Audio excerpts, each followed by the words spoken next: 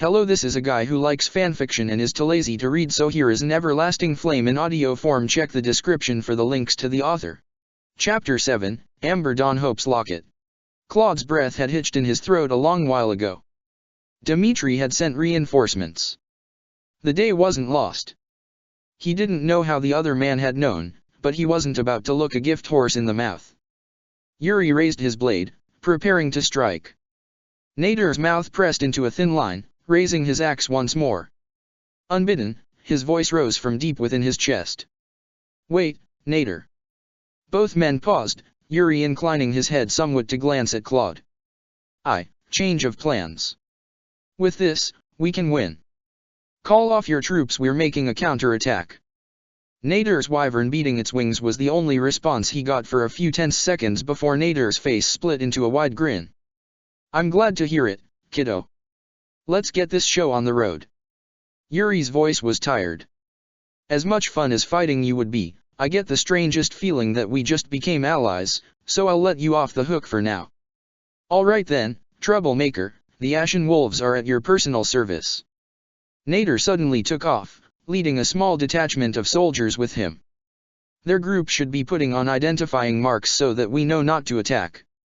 Something warm burst through Claude's chest as Yuri's words suddenly hit him.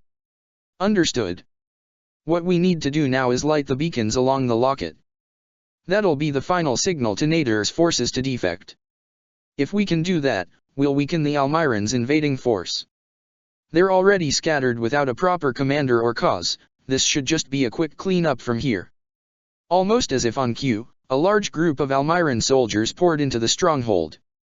Yuri nodded to him, then darted away, presumably to spread the information. Claude grit his teeth and raised fail not. Another person charged down the bridge, bowling over Almiran soldiers along the way. As Claude fired his first arrows, another friendly face barreled his way into the scene. "Hey, I'm Balthus, the king of grappling. No need to worry about anything anymore, King Regan will keep you safe from here." From Balthus's back, a red-haired mage floated down. "Hey. I'm happy. Don't listen to him, he just wants your coin." From the south, he could see Petra tearing her way through a detachment of soldiers with Bernadetta screaming as she followed along. Up north, he saw a group of engineers building a hastily constructed bridge, and he couldn't help but feel somewhat apologetic as Edelgard and Dorothea loomed behind them. When the area was clear, they would strike. From behind him in the center, a large group of men were finishing off any remaining Almirans, all of them being led by one man, a man with light green hair and a blade crackling with some of the most intense magic he had ever seen. Claude wrenched his attention back to his newfound bodyguards. "Thanks for the backup. If it's coin you're after, maybe you should talk to Duke Goneril when all of this is over. Holst is gonna be plenty thankful after all of this." Balthus turned almost entirely to Claude. "Really? Holst is here? That's ugh." Claude watched blankly as an arrow went straight through Balthus' arm, and happy Tutata's faith magic closed the wound back up near instantly. Suddenly, his chances felt much lower. "Barely felt it," Balthus boasted, sweating, before turning his full attention back forwards. Claude fired a few arrows in the general direction of the volley, the pressure rising. There were still a truly monstrous amount of soldiers to defeat here. However, they were now uncoordinated and caught off guard. Nader had defected and Shahid was dead. The armies of Adrestia were fighting back with overwhelming force, and Geralt's mercenaries fought with the overwhelming force of a demon. They even had the titular man himself defending the locket. Their chances were a lot higher than they seemed at first, but that didn't stop hundreds of soldiers from rushing towards them desperately. "If I leverage our resources right, they could win." It was possible. His voice rolled over the battlefield, loud and imposing. "Focus our soldiers on the center. The bulk of the Almiran invasion will be coming through there. Stick with at least one sword user, most of them use axes." He wasn't worried about Edelgard. He got the feeling that she was exactly where she wanted to be, even if she was technically out of the action for now. It hadn't been too long since she had left Fhirdiad, so he wasn't expecting much from her directly, anyways. Besides, based on the way she was looking now, he felt like she could probably handle herself even despite that. The Amirans seemed almost incensed at his words, firing upon him and forcing him to retreat and backstep. He was at a disadvantage here, he knew. He wanted to clear the air, and since there were more and more soldiers constantly approaching, his feet hit the ground, and he sprinted forwards, fail not in his hands. Fallen star. Once more, the magic collected in his bow, and he angled it upwards, the relic weapon trembling. The magic erupted forwards, and in that single choke point, the Almiran soldiers were doomed. Dancing backwards, he watched grimly as death fell from above, and the soldiers were routed. He readied more arrows, preparing to follow up after the combat art faded. There's no time for an elegant plan. We have the advantage, for now. We've got the sheer force that they lack, too. As much as I dislike them, the hero's relics are overwhelmingly powerful stuff. Behind him, he heard shouting as Balthus fully cleared out the rest of the soldiers in the stronghold. For now, the center was theirs, but given how many soldiers there were, who knew how long that would last? From behind, he could see Petra and Bernadetta clearing out the southern stronghold that had taken a fair amount of soldiers from them. Behind them, he could see the Ashen Demon finishing off another soldier in another stronghold, which was, a little terrifying, considering he was literally the only man in said stronghold. To the north, the bridge was now fully constructed, and Edelgard and Dorothea crossed to help Nader finish off the northern stronghold. All right, we've reclaimed the first checkpoint. Now, all we need to do is push forwards. If we can take back the last parts of the locket, we can definitively push back the Almiran invasion for today. Fallen Star ended, and the battle was on once more. Balthus led the way, a concentrated look on his face as he fought his way through wave after wave of soldiers. From behind, Happy supported him, healing occasionally and casting dark magic when she saw fit. The man wasn't half bad, but he was no Count Burgles, although, to be fair, almost nobody could match that beast of a man. Claude himself supported them from afar, like an archer was supposed to do. He'd been on the front of the front lines way too much recently. Just like that, they slowly pushed their way forwards. Before long, they'd pushed their way into the heart of the enemy, where an enemy general was glaring absolute daggers at him, veins bulging from his neck. "Regan, you Fodlan-born bastard! I'll kill you!" The words were spit out with such venom that he almost felt like they were personal. He would have even been somewhat insulted at the blatant racism if it wasn't so ironic. The general was supported by a large group of troops. Balthus set to work on them immediately, leaving the enemy general to Claude.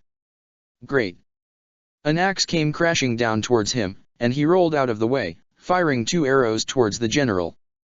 Both were blocked, and the general swung once more towards him. Deftly, Claude's head lowered to avoid being separated from the rest of his body. Guess he has his position for a reason, huh? If this guy survives today, I might keep him for the army when I take over. There's a fat chance he gives up, but I can dream. His dagger flashed out, and he deflected another strike with some relative ease. That's one more time he would have to thank Dimitri. His gift was getting mileage, and fast. Breathing slightly hard, he disengaged, and Balthus' voice rang over. "Hey, boss, we should probably disengage. There are too many of them." Claude's eyes darted around. Balthus had a point, he conceded, but they couldn't give up. If they did, these troops could easily head north or south, and that would lead them to group up with the others. They needed to keep the strongholds, and that certainly couldn't happen if the troop size swelled and the Black Eagles couldn't break through. "We'll hold them here. We don't have to win, just stay strong. Back up is Kodash." A hand fell onto his shoulder, and Claude found himself freezing, a reaction he had never had before from being touched. The presence looming over his shoulder seemed to be larger than life. Something about it seemed to simply be greater than anything he had ever encountered in his life. His eyes wandered up and back, and he locked eyes with the Ashen Demon. "It seems you don't think that we can win." The general stared at the two of them, a bead of sweat rolling down his neck. "Don't you dare interfere, boy. I'll take your head if you get in my way." The demon pushed past him. "I am not here for Edelgard. King Dimitri is paying me to be here. If you can't believe in him, then I'll give you something to believe in." The general rushed forwards, raising his axe to strike. Claude raised Fail Not, ready to fire. And the demon raised his hand, open-palmed, before clenching it into a tight fist. What exactly happened after he did that was something that Claude would not be able to describe with rational terms. The second the demon's hand clenched into a fist, he seemed to teleport, vanishing from sight and appearing in the midst of a large group of soldiers. All around him, the Almiran soldiers fell, crumpling to the ground like puppets with the strings cut. The demon's sword dripped with a deep red, and as he turned to meet Claude's eyes, surrounded by the dead, the frigid look on his face truly seemed to embody his title. The general crumbled the same as all of his soldiers, and Claude was suddenly met with the stark fact that there were no more enemy soldiers in their stronghold. In a single motion, the Ashen Demon had completely, single-handedly, cleared a stronghold of soldiers that would have forced them into a war of attrition. His sheer presence on the battlefield had completely swung the tide in their favor. One of the strongest soldiers the Almirans had left in this battle had crumbled before that strange power. He almost found himself laughing. What just happened was beyond the realm of possibility. It was beyond the realm of rationality. It was certainly beyond him. How could Claude contest something like that? He got the feeling that this was just a demonstration, a taste of the demon's powers. If he got that man on his side, then someone like Rhea wouldn't even be an issue, no matter how much power she had. That Thales guy had fought against Dimitri and Edelgard at the same time, and even though they were winded, he still won without breaking a sweat. When it came to the Ashen Demon, he had fled instantly. Now, he was beginning to understand why that had happened. The demon's sword crackled with magic, and the blood evaporated as fire completely enveloped it. We don't have time to waste. This is just the beginning. We must finish this battle. His words invigorated Balthus and Happy, who had been very busy fighting against the soldiers who had suddenly died right in front of them. From behind, wings beat, and Claude tensed. Spinning, he raised Fail Not, preparing to fire once more, only to pause once he realized just who exactly was approaching. From the back of Claude's wyvern, Yuri waved, a charming smile on his face. Clutched within his wyvern's claws was Linhard, of all people, who seemed to be taking a catnap even in the midst of battle. "Hello, beautiful. It's been a while, my ugh." Whatever smart-ass comment Yuri was going to let out was interrupted by a loud groan as Claude's wyvern kicked him from her back and dropped Linhard almost unceremoniously onto the ground. He braced himself for her, but he was still almost run over by his wyvern, who licked his face very affectionately. Linhard yawned from the ground. "Your wyvern is very insistent." Another burst of affection ran through him. Had his wyvern sought out the closest healer, hoping to come back and help him? That was. He didn't really know how to place the feeling that rose in his chest, but he knew it was positive. He mounted his wyvern once more, feeling her purr affectionately below him. They took off once more, and Claude the Barbarossa was back. "Let's finish this, everyone." Claude watched as the last of the Almiran soldiers fled, a deep sense of disbelief still lingering within him. He hadn't expected this outcome at all. He'd planned on losing Fodlan's locket entirely. That just meant he was still in this fight. Things weren't lost yet. For a moment, he had even felt relieved that he could wash his hands of all this nonsense, but with the war the way it was, that was seeming to be impossible. He couldn't give up yet. The small group that had formed around him made their way back to the locket proper, worn and battered. The Ashen Demon seemed to be the only one among them who was still untouched, something that didn't really surprise him. He looked the worst, to be sure, but the blood that splattered his clothes was all that of his enemies. They re-entered the walls of the stronghold as a victorious party, and the elation of everyone seemed to be widespread. Almiran, Federation, and Empire soldiers seemed to be intermingling with only a small amount of trepidation, and it warmed his heart. Geralt was shouting commands to everyone, regardless of allegiance. They had a lot of rebuilding to do. The Almirans had been attacking for a while before he even got here. Geralt locked eyes with their group, riding over to meet them. "Hey, kid, did everything go okay?" The demon nodded. "Everything was fine. I feel more normal now. She worked well with me." Geralt frowned, and the demon's comment suddenly seemed to hold a lot more weight. Who was he referring to? Right. Anyways, if you're feeling better, then we'd better see what we can do around here. Put that magic of yours to use. I swear, you have to get it from your mother, because I was no good with that stuff. Geralt's comment was offhanded, and yet the demon got a spark of inspiration in his eyes. I see. Claude cleared his throat. Sorry to interrupt, but I wanted to thank you for your help back there. This situation was pretty hopeless without you. Geralt shrugged. We're getting paid pretty generously for this one. The king shelled out a lot to save your sorry hide. You'll have to thank him instead of us, although I wouldn't exactly complain if you decided to thank us anyways. A stiff drink would be a nice way to cool down after a long battle, eh? He gave a roguish grin, and Claude managed to return it. Yuri chimed in from his side. As much as I would love thanks from you as well, King Regan, I'll have to pass on it this time. There's an old friend that I have to see to. Come on, Happy, Balthus. Claude followed his line of sight, seeing a blonde-haired Gremory intermingling with a group of mages and giving sullen orders. That face, she seems familiar. Constant, or something? No, Constance. Ack, there are way too many nobles in the Empire. Guess he knows her. At Constance's side was a familiar head of red hair, one that had given him many troubles in the past. Her eyes scanned around nervously, and they locked on a place behind him. With a loud shriek and tears in her eyes, she bolted past him and slammed into Edelgard, enveloping her in a tight hug. Monica, I'm sorry to have worried you for so long. Claude stared at the Emperor, mixed feelings rising in his gut. Even Linhard seemed pleased to be seeing her. Something to note, however, was that there were a few notable absences among the Black Eagle's strike force, namely, Hubert and Ferdinand. Edelgard locked eyes with him, and she cleared her throat. I believe that King Regan and I have much to discuss. He swallowed. Yeah, I'd say we probably do.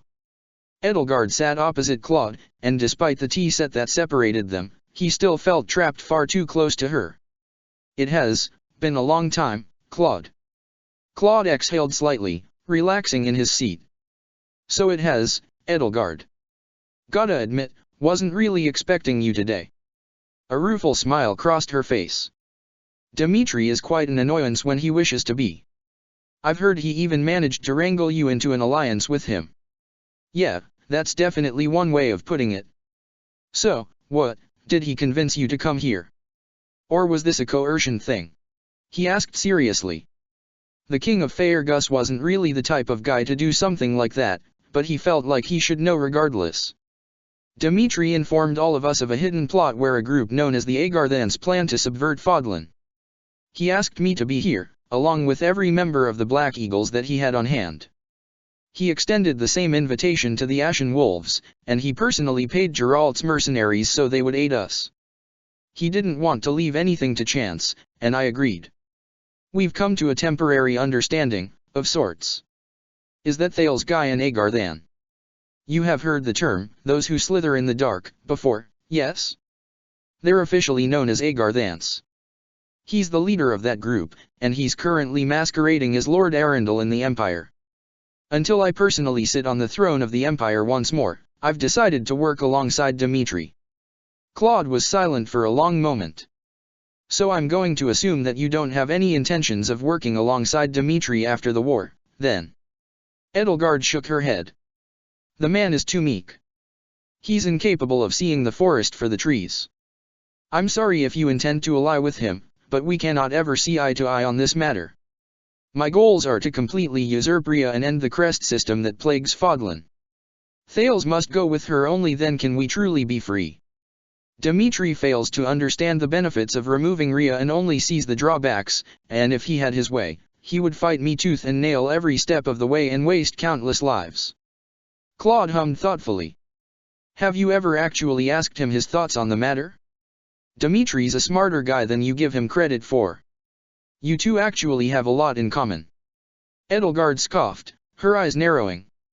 I very much so doubt that. We've both made our positions on the matter clear. He absolutely refuses to cast Rhea aside, and so he is my enemy. He kicked his feet up on the table, ignoring Edelgard's look of distaste at his impropriety. Really? Because I've talked with him about this very subject. Dimitri hates the Crest system as much as any other guy, you know. I think the two of you could reach peace on the subject if you just sat down and really tried to reach each other and not in the way you probably have been. Knowing the two of you, I'm willing to bet that your discussions are just the two of you throwing barbs at each other for half an hour. Edelgard's eyes narrowed. I do not believe that this discussion is going to get anywhere anytime soon, Claude. Let's move on. He nodded slowly, letting it slide. Seemed like she was content to not think about it, then. If that's the case, then we should discuss Rhea. Her voice was even more clipped than before. I will not change my position on that matter. Rhea must be removed. Her grip on Fodlan is poisonous, and it cannot be allowed to continue. Hey, relax. I'm not gonna fight you on that. It wouldn't be very good of me, you know, since I agree and whatnot. Claude splayed his hands placatingly. Her eyes widened and she blinked, looking genuinely surprised, before her mask of caution slammed back up. If you agree with me, then why ally with Dimitri?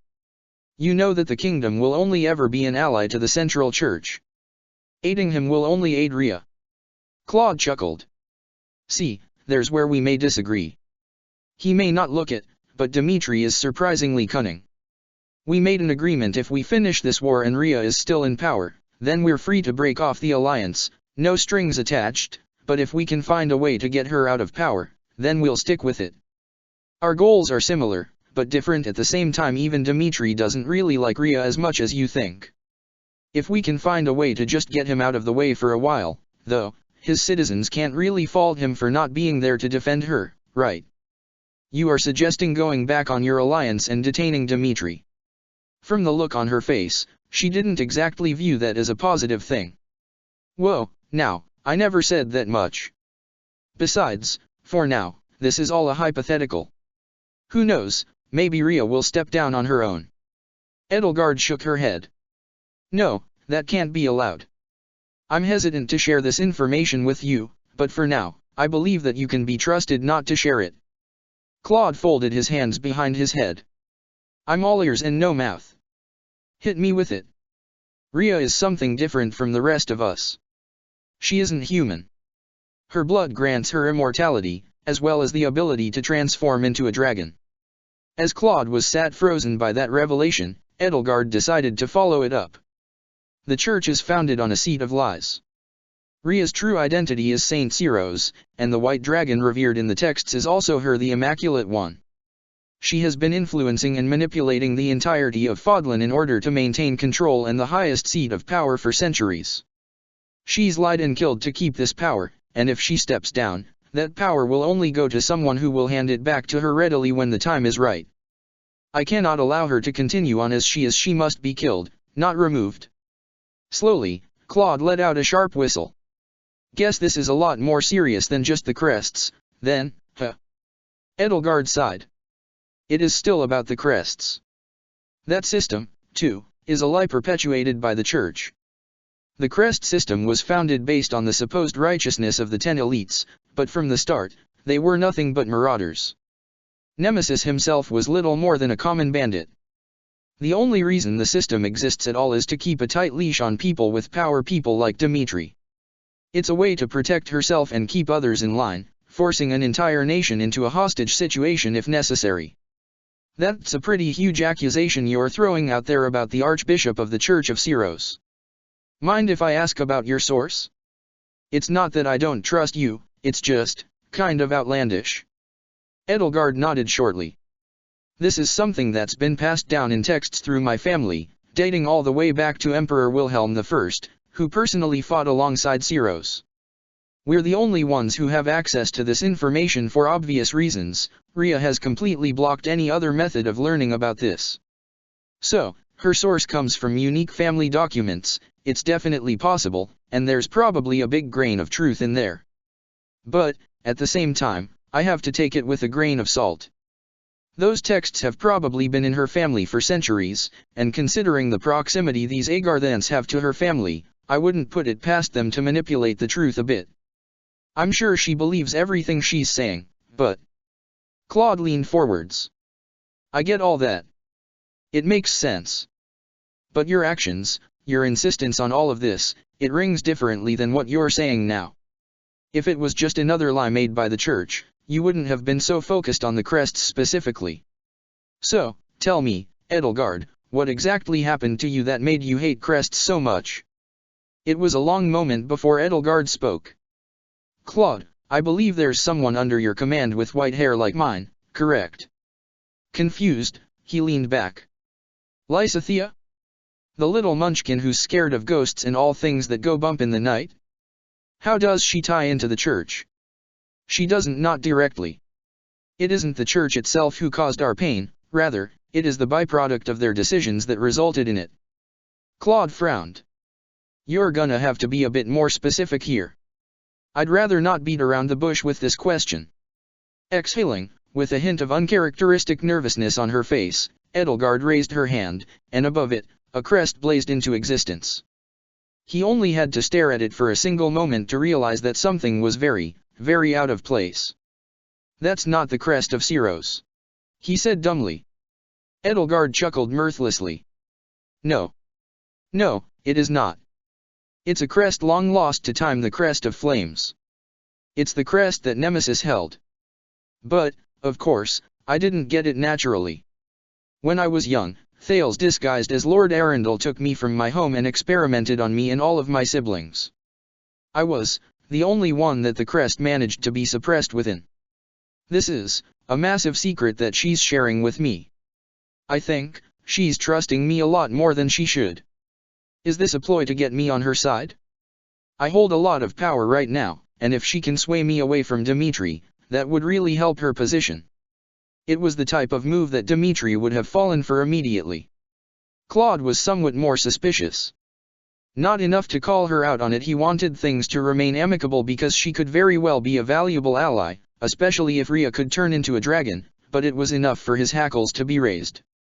So, that's where the Imperial family went. The rumors were just that a sickness ravaged them, but it turns out it was a lot more sinister, huh? And I'm guessing they did the same thing to Lysithea. Damn, I had no idea. Edelgard nodded. They experimented on me for quite a long time. It is not a time that I would care to remember. I don't even remember much of my life before it. Yeah, trauma like that can do that to you. That all makes sense, honestly. It really does. I just have one question: why are you so focused on Rhea, then? Sure, she's a problem, that I can't deny, but it seems like you'd be more worried about the Agarthans, right? He had to force his brain to remember their new title. At that, Edelgard did look somewhat conflicted. To be honest, I wanted to fight them immediately.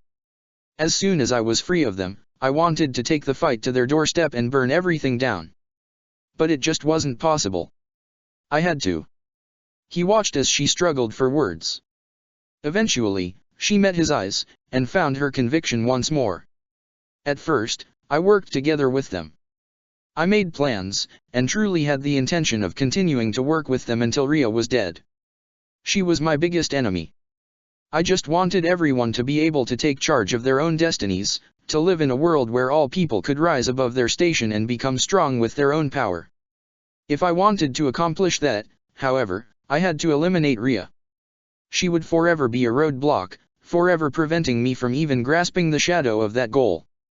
To that end, I temporarily aligned with the Agarthans, because I lacked the power to get rid of her on my own.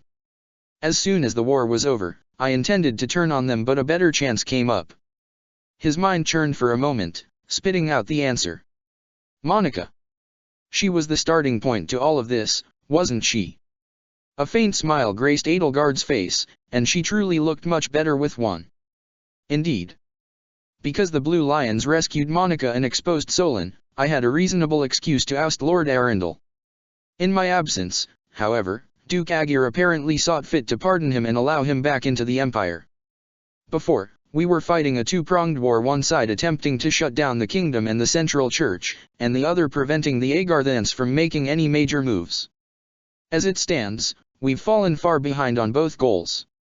Claude thought carefully. This is quite the conundrum you've concocted, Edelgard.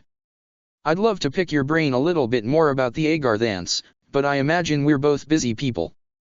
On that note, how exactly do you plan on getting rid of both Thales and Rhea? Edelgard closed her eyes. Gareg Mach. Claude's eyebrows rose somewhat. Excuse me. Gareg Mach is hallowed ground literally, if the church is to be believed. There exists an extremely powerful magic defending the monastery. Even the javelins of light cannot pierce it. The Agarthans will seek to hold that location for as long as possible until they can dismantle that magic. If we can take it, we'll have a permanently safe base of operations to work out of, and the Agarthans will be incensed enough to take action. If they reveal themselves, we can easily find and assault their main base. I plan to use the Agarthans to draw out Rhea, force the two to fight, and defeat them both in one fell swoop. That's a bold plan. You sure it's gonna work? If I have a better option, I'll gladly take it. For now, however, I'll rely on what I know. The Agarthans and Rhea are two ancient enemies. The two will never allow the other to survive. When it comes down to it, Rhea absolutely will be present at the final battle. Claude swirled his cup of tea, almost forgotten in the conversation. But there's still one big problem, Faerghus. Edelgard scoffed. I'm aware of Dimitri, yes. If need be, I'll kill him, too. That's not what I said, Edelgard. I mean Faerghus as a whole. They won't take well to their precious archbishop being killed. The second you do that, two things happen. First, Dimitri immediately loses any legitimacy his crown holds, and second, his people dig in their heels for the long run. Her frown was heavily displeased as she slowly sipped her tea. Edelgard, I'm being entirely serious when I say this. I absolutely agree that Rhea needs to go, and even the church as a whole, but doing it this way isn't the way to avoid those casualties you always try to weasel around. Her frown only seemed to deepen. I'm aware that there will be casualties. I'm also aware, if only distantly, of the difficulties that we'll face upon killing Rhea. However, that does not mean that I can back down now. The world will become a sincerely better place once it's rid of that monster. The loss of 100 today will prevent the loss of 1,000 tomorrow, and it must be done for the loss of 10 yesterday. He laughed mirthlessly. See, I can understand that kind of thinking, but you're really underestimating this whole thing. If you do this, Faerghus will immediately prepare for the longest, bloodiest war of their history, and you will forever be a symbol for them, a symbol of a tyrant. They'll never accept your rule, and they'll certainly never accept your presence. If you think you're reviled now, just wait until you try to force them to change their faith. Edelgard's hand brought the teacup down a little harder than necessary, and he watched as a spider web of cracks erupted over the surface of it. Then what would you have me do, Claude? Let that monster continue to rule over Fodlan for the next however many centuries? There's no way to back down now. If she's allowed to exert her grip over Fodlan once more, she'll press down tighter on the necks of each and every person she can. People won't even be able to think about living a better life because of this. It's our only shot. Slowly, Claude raised his hands in a placating manner. I hear you, I promise. Remember, I'm on your side with this one. I'm willing to help get rid of her, even more so now that I know what you've told me. But the situation is far, far more complicated than that. If we rush in with our spears out, we'll fall into a pit of our own making. We have to consider the pros and cons of each and every plan before determining the best way to move forwards. Your idea will get rid of Rhea for good, but it will cost so many more lives than you can comprehend. Edelgard scoffed. I don't wish to hear that from you of all people, Claude. I've heard the strategy you developed. You came here to die, didn't you? You sent your men out to die willingly, also you could get rid of the enemy commander and settle a grudge. It worked out only because we were here to help. Indignant rage flashed up within him. Hey, they knew what they were getting into. Each and every soldier signed up into the army prepared to die. That doesn't mean that we have the right to march them to their death, Claude. Your actions were reckless, and they cost the lives of the people you swore to protect. You charged out, wildly outclassed, and prepared to get yourself killed by the enemy. That isn't bravery, it's cowardice. Everything would have been fine even if I died, Edelgard. I had a plan for Fodlan, and the Federation would have been fine. I don't know what you're getting so worked up over. I'm getting worked up because you practically ordered the execution of your men in order to get a small advantage, and then you have the nerve to criticize my ideals when all I want is to free Fodlan. You don't know anything about what you're saying right now. It's war, Edelgard. We have to sacrifice smaller pieces to get the bigger ones. His eyebrows were worked into a tight knot. People aren't pawns, Claude. You're not just some chess piece to be moved around and sacrificed at will. You have to value yourself and your men more, because they're all people who matter. She roared. His breathing was off. Too heavy. His thoughts were flying around in his head like a poisonous stew. He couldn't think clearly. Edelgard huffed, sitting back down.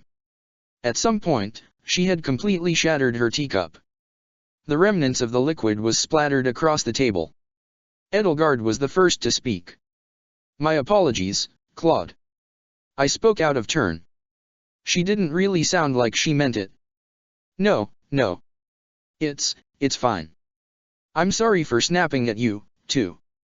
You're right. I'm sorry. Edelgard let out a long sigh, coming from deep within her chest. You do have a point. I don't have much room to speak when it comes to sacrifices. My entire campaign is built upon them, after all. But at the same time, I chose this path understanding that these were sacrifices that I would have to make. It pains me seeing people sacrifice for me when I do not ask them to. Claude rested both hands on the table. I know, Edelgard.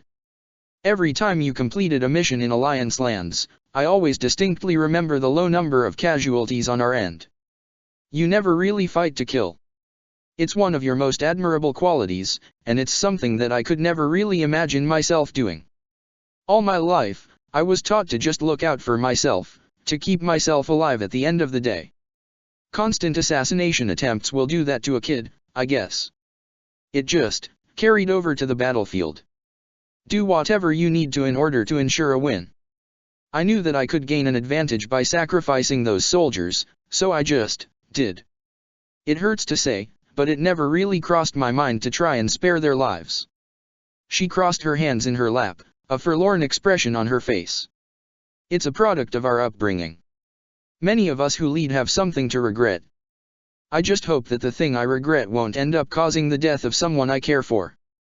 I have been lucky so far, and have fought similarly kind-hearted people who have spared the lives of my friends when they were struck down, but that could easily have changed.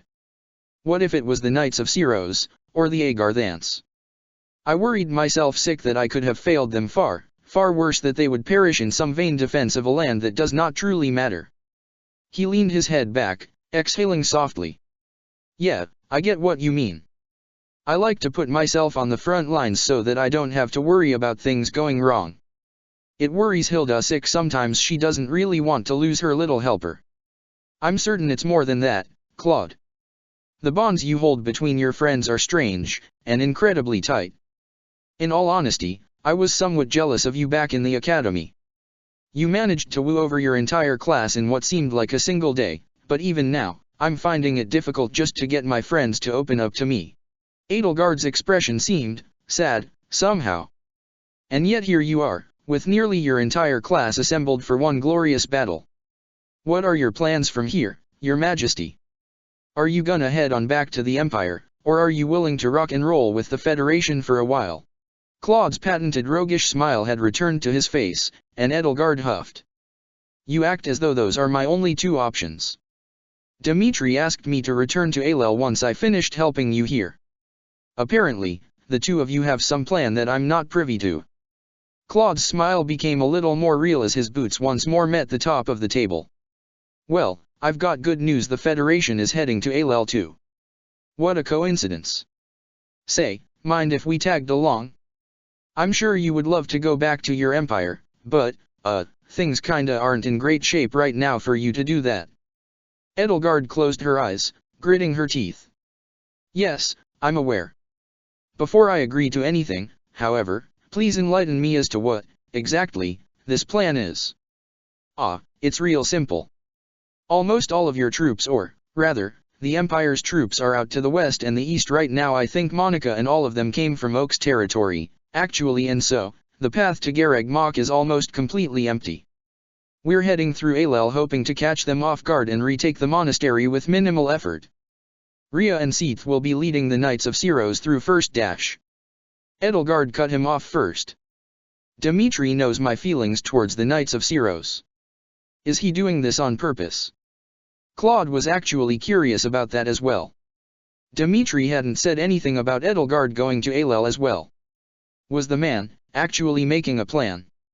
It seemed impossible after all. Dimitri was a muscle-bound meathead who could only make caveman noises and throw his spear. The thought was sarcastic, but the meaning was still there. Dimitri wasn't much of a schemer, not nearly on the same level as Claude, so what was the plan here? Well, who knows? I certainly don't. I didn't even know you were coming here today, so how could I know what's going through his head on that one? Either way, I bet he has a plan, so let's stick to it for now. No way to know until we ask him ourselves, so Alel is our next stop. His words were reasonable, he hoped. Edelgard was quiet for a moment, thinking deeply. It seems so. He ought to be prepared to reap the consequences of what he sows here. Claude laughed. Honestly, I think he just hopes for the best and rolls with it. Their chatter eventually turned to other topics, to logistics and troop movements and a bit more discussion about the Agarthans. Throughout it all, Claude felt comfortable, in a way. Strangely, that little spat he had with Edelgard actually made him feel a lot better. She really was right, he wasn't valuing the people around him, and even himself, enough. It was something he'd always done without thinking about it, but looking at it now, it was a genuine issue that needed to be addressed. As he mounted the back of his wyvern and prepared to head out, the Empire at his back, he wondered if there was even a possible future for Fodlan, one that would end without this insane bloodshed. One future, one golden sunrise that the three of them could reach together. Maybe, just maybe, in a perfect world, it was possible. Until then, they would have to fight, and fight hard. That future of theirs wasn't something that could be reached easily. With Edelgard giving him an exasperated look from below, a sudden wry thought crossed his mind. Unifying people really was this easy from the start, huh? Chapter 8, Azure Glee Members of War. In the wake of the battle at Fodlan's Locket, the hopes of the citizens skyrocket. With the Empire, Federation, and Kingdom all combining forces to defend Fodlan from an external threat, it seems as though peace may be a possibility on the horizon. Emperor Edelgard's reappearance, however, causes a stir in multiple factions both within the Empire and outside of it. The winds of change are whistling, and nobody knows what tomorrow may bring. Ferdinand von Aegir was decidedly not a wreck. He wasn't, really. He was a noble, to imply as such would be uncouth, and frankly scandalous. Right now, he was in some backwater village in the middle of Leicester territory, and he was decidedly not hungover. It wouldn't be a very noble thing to do, after all. Getting completely wasted because his lifelong rival was dead and gone and the empire that was entrusted to him afterwards was now a shell of what it used to be wasn't something that Ferdinand von Aegir would do. He just had a really bad headache. For the third time that week.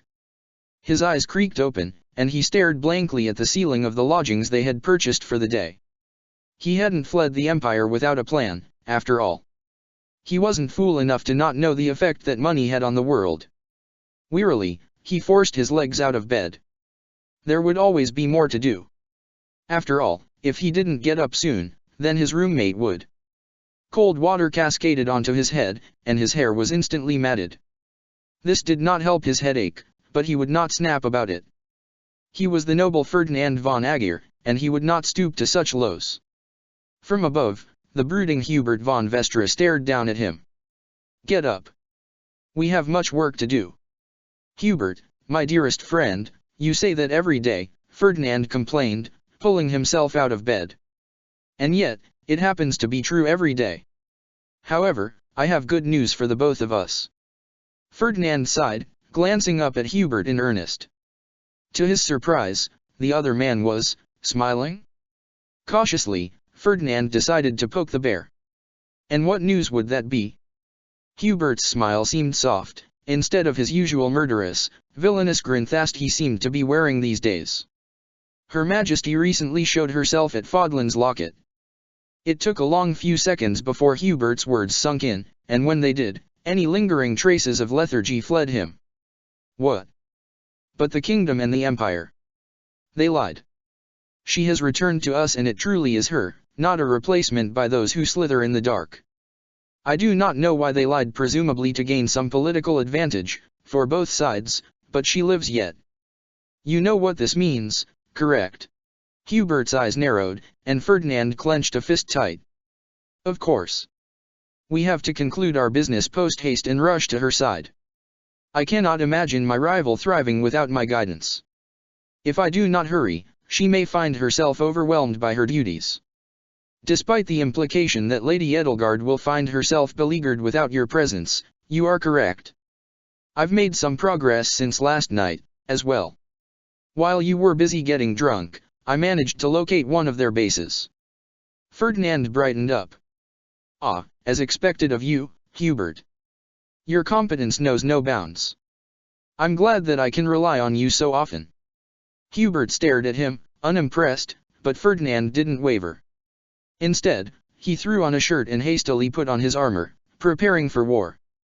They never had trouble getting ready quickly. The two of them had lived lightly for a while now. Hubert had thrown himself into his work as soon as the news came that Edelgard had died. In the days following the announcement, Ferdinand had found him holed up in his room, his eyes wild and desperate as he traced down trails of information, pored over books, stuck pins in maps. Out of everyone, Hubert and Monica had taken the loss of Edelgard the hardest. Monica had nearly shut down entirely, barely eating and never leaving her room on her own volition. Her actions reminded him of Bernadetta in that way. He knew that Edelgard's death spelled dark days ahead for the Empire. As much as he boasted of wanting to lead the Empire to a glorious new dawn, he knew that it would be beyond difficult to lead under peaceful times, let alone in the midst of one of the most complicated and extensive wars in Fodlan's history. When Ferdinand's father had taken over the throne as the acting emperor and pardoned Lord Arundel, however, a poisonous feeling had settled in his gut and decided it didn't want to leave. He loved his father, he truly did. But he also knew the nature of his father, and he especially knew the nature of Arundel. To bring him back, it was something that he almost couldn't accept. From there, things got worse. Ferdinand watched as the empire degenerated in a matter of days. Urgent letters came flooding in from the people. The rates of banditry and crime exploded upwards, and nobody seemed to be taking any action except for him. He tried his best to aid the empire, truly, he did. But one night, he woke up to a loud clattering, and Hubert stood in his room with a dagger in the heart of an assassin, and he knew that he couldn't stay. The very next day, his father offered Ferdinand the position of Duke Aegir, and at that point, enough was enough. The empire he knew was long gone. Glorious Adrestia wasn't something that still existed in the hearts of its leaders, and he wasn't strong enough to move them to care. The only one who could was Edelgard. Her indomitable will, her scarlet prominence, was the only thing that could warm the hearts of men and keep the gears of Adrestia turning. So, that very night, he knocked on Hubert's door and asked him to run with him. Ferdinand had likened the two of them as the twin jewels of the empire, and he could think of no one else he could possibly ask to be by his side. There was no other man, woman, or child he trusted enough to take that burden, none left in the empire, that is. And, to his utter surprise, Hubert had agreed, and they were gone from Inver within the hour. After that, the pair of them had traversed both the Empire and Leicester, searching for the primary bases of those who slither in the dark and annihilating them where they could, all to keep the Empire safer. Hubert often fought with a near-manic hopelessness, and it was hard for Ferdinand to keep him focused, to keep his rage directed in the correct direction.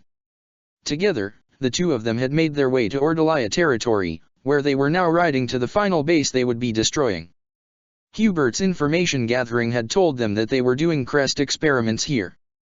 That in and of itself was not particularly unique. Most of the slitherers tended to focus on crests, but this was a slightly different facility.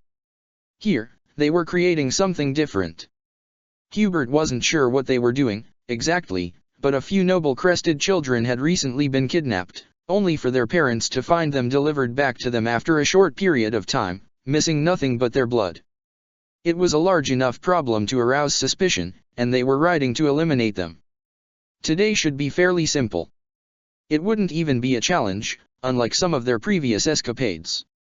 There had been many, Many long nights where Ferdinand had tried to desperately recall what Dorothea had once mockingly taught him about medicine, tying together wounds that Hubert had obtained from his recklessness and flushing poison out of his system. Sometimes, it was the other way around, where Hubert callously burned Ferdinand's wounds with elementary fire magic, ensuring they both lived to fight another day regardless of the pain. Today, there should be none of that. This was only a small encampment, nothing more than a research team. They came upon the encampment in the apex of the morning. The sun beat down harshly upon them, and after hitching up the horses in a safe place, the two of them warily crouched outside the entrance. To call it an encampment would perhaps be dishonest. His noble heart ached to call it such when it held such an umbral beauty. Those who slither in the dark were extremely technologically advanced, and their methods of even generating light were far beyond him, let alone how they conducted their experiments. This small outpost was simply small when compared to the rest, but it still held that wonder to it that all the rest did, and it was as well concealed as the rest. Hubert turned his snake-like gaze to Ferdinand. "We must move quickly. Stay focused. I cannot have you dozing off halfway through." Ferdinand took immense offense to this. "Dozing off? I would never, dear Hubert. I'd be much more concerned about you losing your way in the darkness. Never fear, for the noble light of House Aegir will once more lead the way to a brighter future." Hubert gave one of those sinister smiles of his, grabbing onto his shoulder, and Ferdinand's smile fell immediately.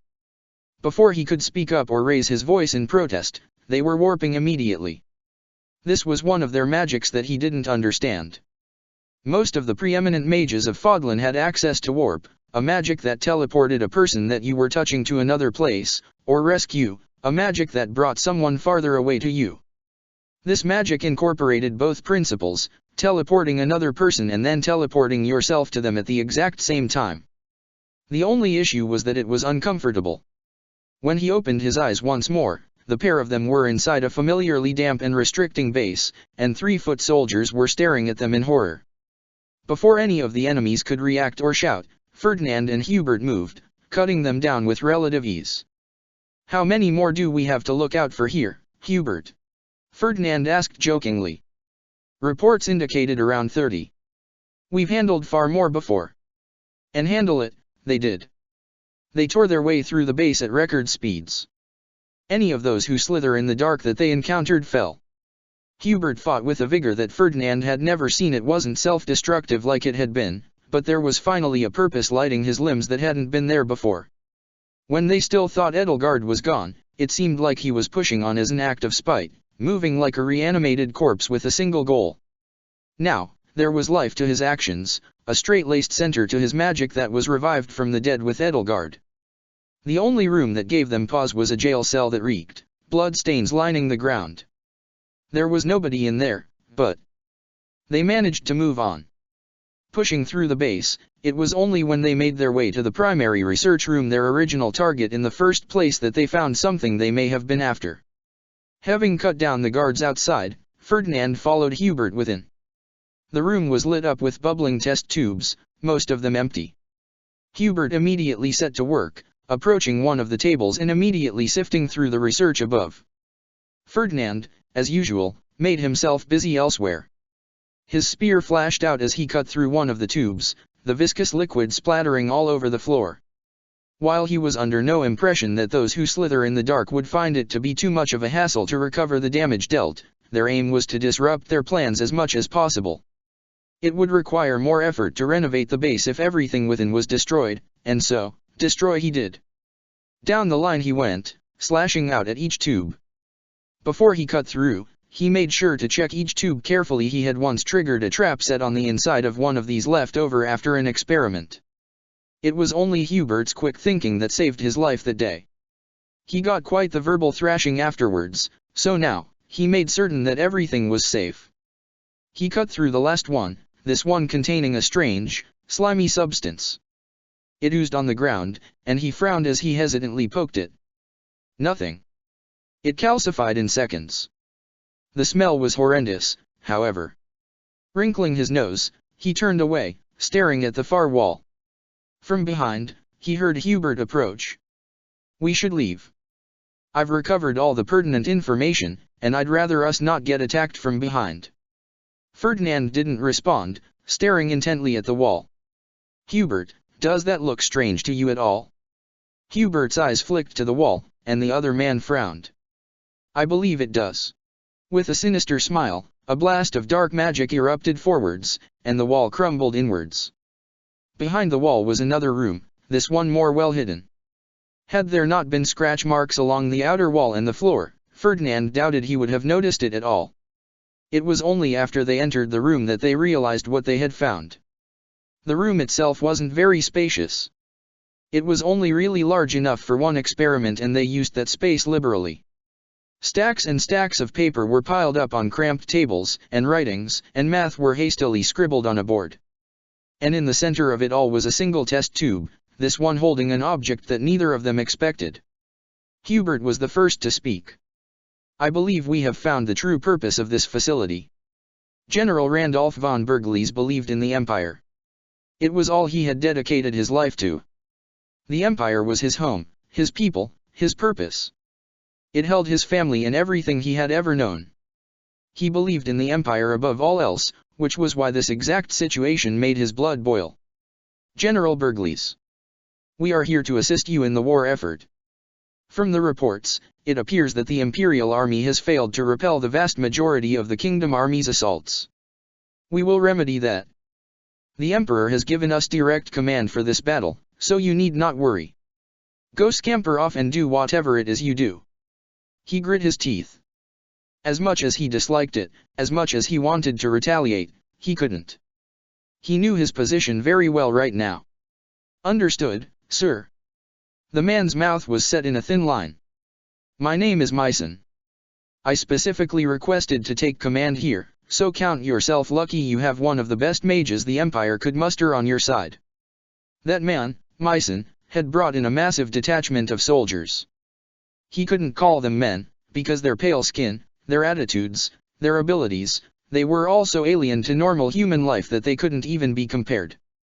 Not only that, but he knew exactly which faction they belonged to. Adrestia had changed for the worse, and it was all the fault of the group of men in front of him. As soon as Emperor Edelgard had been declared dead, they swooped in and began making their own changes to policy as they saw fit. But now he had heard the news. Emperor Edelgard had returned from the dead to save Fodlan's locket, and even now, there were those who said that she rode to reclaim her place in Inver. The men had been reinvigorated, and the people had small, hopeful smiles on their faces. Now, it was only a matter of time before Emperor Edelgard returned and saved the Empire from these fiends who hounded her glory day in and day out. Until she sat upon the throne, however, he was still beholden to the crown, and that crown was just a puppet for these men. He was forced to comply, because he knew that even if he could get away, that didn't guarantee that everyone else would be able to, that Flesh would be able to. Deserting was a coward's tactic for more than one reason right now. But, how long can I keep this up? Myson had already taken to barking orders at his men. From behind, a small hand wrapped around his own. Big brother, what should we do? Randolph sighed. Just follow their instructions for now. We have to keep our heads down. And, Flesh, no matter what happens in the upcoming battle, I want you to stay out of it, okay? Promise me. You're not even supposed to be on the battlefield, and I don't know what I would do if you got hurt. Flesh was quiet for a long moment, glaring towards Myson. I promise, she said quietly. He exhaled softly. He'd heard that tone before. It was one that he had used when he was younger and wanted to get out of trouble for the moment without actually meaning what you were saying. She was absolutely going to try to get onto the battlefield by any means possible. Then, in that case, they just had to win. They were holding the Okama Mountains. By all rights, they held the advantage. The Kingdom Army had just broken through Girth territory, and every report indicated that they were gearing up for a massive push south. They were probably going to cut a path to Inver and burn everything along the way. No matter what, they had to stop them here. Just the thought of the ensuing casualties if they failed made his head spin. Their camp was a whirlwind of activity. His men were staring at Myson's men with such obvious disdain. Working alongside each other was blood-curdling, but he forced himself to grit his teeth and bear it, knowing that there was nothing else for it. He could only hope that his men would realize the same. Mycen was an efficient commander, he would give the man that. If, by efficient, you meant that he was completely and utterly willing to sacrifice his men in order to make things go somewhat faster. Randolph watched as one of Mycen's men was kicked in the head by a horse, and instead of stopping to treat the soldier, they almost immediately enveloped him in dark magic. His screams were short-lived, as were the contents of Randolph's stomach. This little arrangement they had with the Empire couldn't be allowed to last. They desperately needed Emperor Edelgard back. For now, Randolph would play along. But he was Burgles, if only by name, and he wouldn't allow his name to be blemished. The second he could, he would be on the front line against these monsters. The sun fell and night passed slowly. When the sun rose, the Empire's soldiers and Mycen's men organized upon the war front. Randolph breathed in and out slowly. Today was the day. The Kingdom Army was slated to push forwards, without any doubt. Their reports confirmed it. Time slowly trickled forwards. The sun began its slow climb into the sky. Tensions rose as more and more time passed with no sign of the enemy. The men were getting more and more uncomfortable, and Mycen's face was beginning to contort into a dangerously furious expression. Until, finally, the tension was broken by a single messenger. General Burgles, sir. We've received reports of the enemy movements. The young squire rushed to his side, and a strange sense of relief filled him. He'd rather just get this over with rather than endure all the waiting. Speak, and quickly. What are their numbers? Randolph inquired, noting the strange lack of panic on the boy's face. That's, there are no numbers. The squire gasped out, hands on his knees. Confusion filled him immediately. What? Sir, the Kingdom Army has completely abandoned the Western Front. They march for Ailel. They left days ago, sir, leaving behind only the skeleton crew that's been harassing us.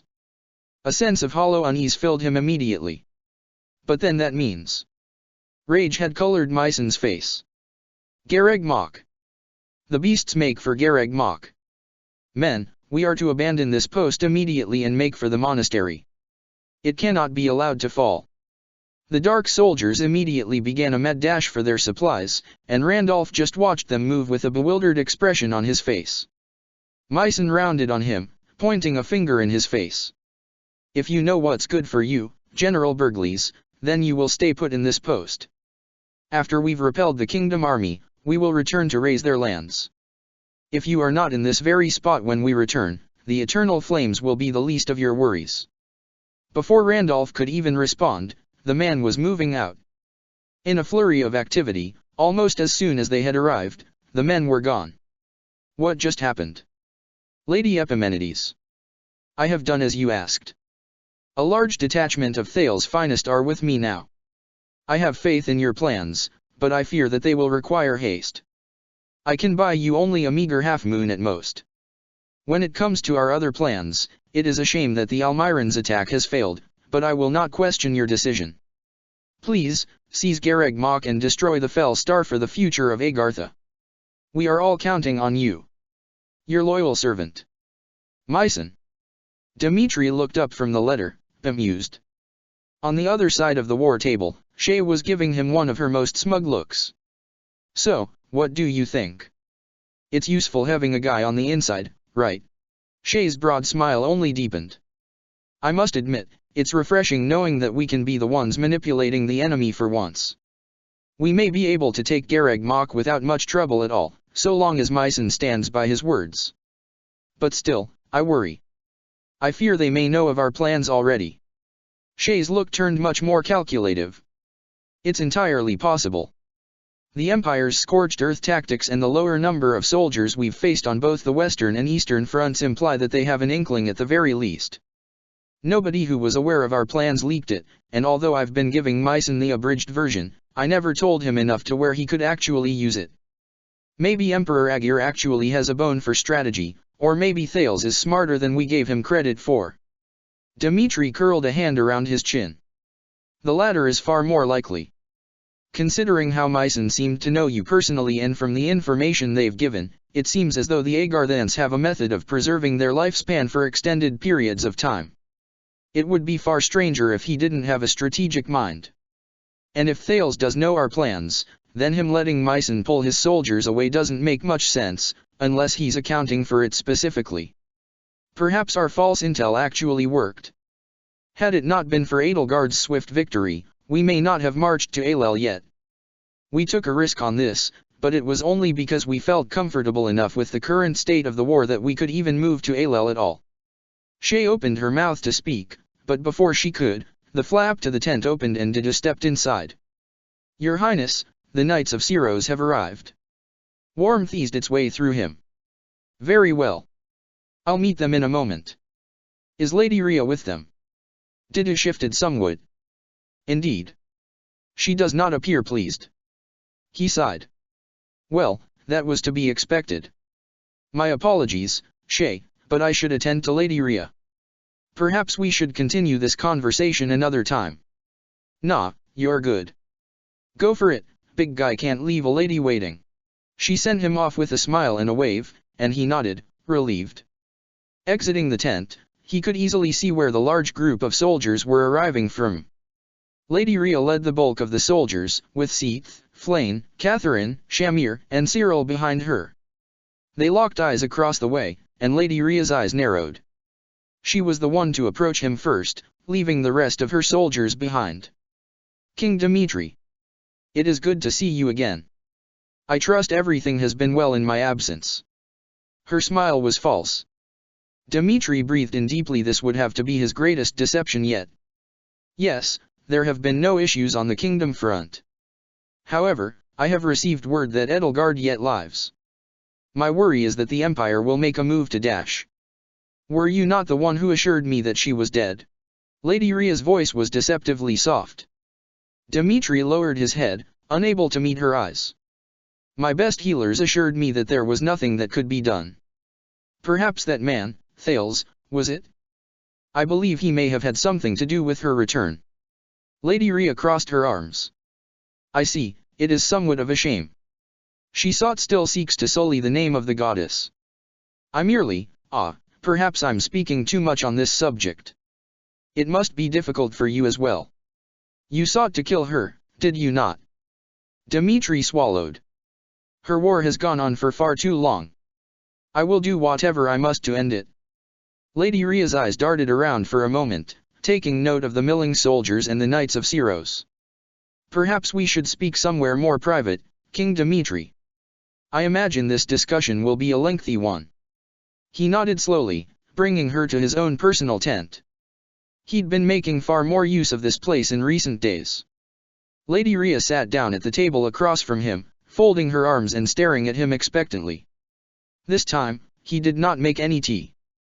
His debacle with Claude could not be allowed to repeat itself. King Dimitri, please allow me to speak frankly. I am aware that you knew Edelgard was alive, and aware that you have been harboring her in Fhirdiad for quite some time. Dimitri's eyes widened, ever so slightly. Her smile seemed brittle, but it grew slightly. You need not justify anything to me. I personally expected that she was alive, myself. I've been around far too long to not recognize the political maneuvers being made around me.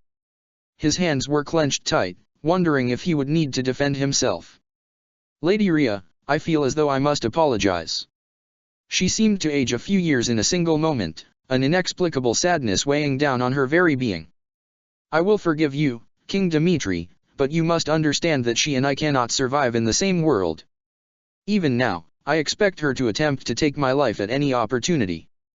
With her now being a part of this siege of yours on Garreg Mach, it is only natural that she will try to kill me. Lady Rhea, please give me some time. I am sure that we can come to a peaceful resolution if you would only allow me to speak to her a little while longer, he almost begged her. She met his imploring eyes once more, and there was a certain hopelessness to her figure that had not been there previously. I cannot stop you, King Dimitri, not when you've so graciously provided for us so far. However, I would not hold your hopes high. She has made her resolve clear and she has sacrificed much in order to get as far as she has. She isn't to be underestimated. Dmitri allowed himself a small smile. When it comes to resolve, I'm not much of a slouch myself. I'll match her step for step until she gives in. Until that time, please have faith in me, Lady Rhea. She sighed, her eyes wandering upwards. She has made it clear that she wishes to dispose of me and all those who share my way of life. Her callousness and arrogance is endless. As much as I would love to believe in your power, King Dmitri, I fear that even you would waver before her. She is, after all, a sibling of yours, is she not? Dmitri suppressed a wince. That was knowledge that he did not share lightly, and yet Lady Rhea seemed to be well aware of it. Perhaps she was more well versed in politics than he expected. Yes. She is my sister. However, while I care for her, I will not allow that to dissuade me from what must be done. Dmitri, there is no need to pretend in front of me right now. I am simply Rhea, not the Archbishop. If there is anything that you wish to share with me, with Rhea, and not the leader of the Church of Syros, then now is the time to speak. Her voice was soft, and it had a weary tone to it. And, for an excruciatingly long moment, he thought. Lady Rhea was an enigma to him. While it was true that he was in no position to refuse to aid her, she never leveraged it to her advantage beyond seeking asylum. Not once had she forced him to accept direct command from a member of the Knights of Syros. In fact, the only time that they had ever interacted had been through the knights reinforcing the kingdom. Outside of Arianrod, it was rare for the reverse to be true. He had seen her angry and vicious when she or her knights were backed into a corner. He had also seen her be extremely kind and benevolent to those who asked for aid. It was polarizing, and it made him cautious. He was unsure how to treat her, whether to act as little more than a temporary ally or as a staunch defender of her faith. Would speaking to her about his plans be wise? Would she consider that a stroke of fealty to her cause? If he were to share his ideals with anyone, would she be a smart option? No, he decided. It wasn't that he believed that she was untrustworthy, or that he didn't support the Central Church. It was simply that something could easily go wrong. One small hitch in the plan and everything came tumbling down. There was only one person whom he could rely on in order to make his plan come to fruition, and it simply was not the person in front of him. However, that did not mean that he could not speak. I worry for the future. Edelgard will never stop, and she is trampling on a sea of innocents in order to realize her ideals. She seeks for a world where the strong can thrive, but the weak will never survive such a world. At this point, I fear that she will not be deterred regardless of who stands in her way, and I do not wish to kill her. Rhea's smile was soft and warm. I understand, Dmitri. I could not bear to kill my family, and in a way, that girl is family to me, since we share the same crest. I just wished she hadn't chosen this foolish path of destruction.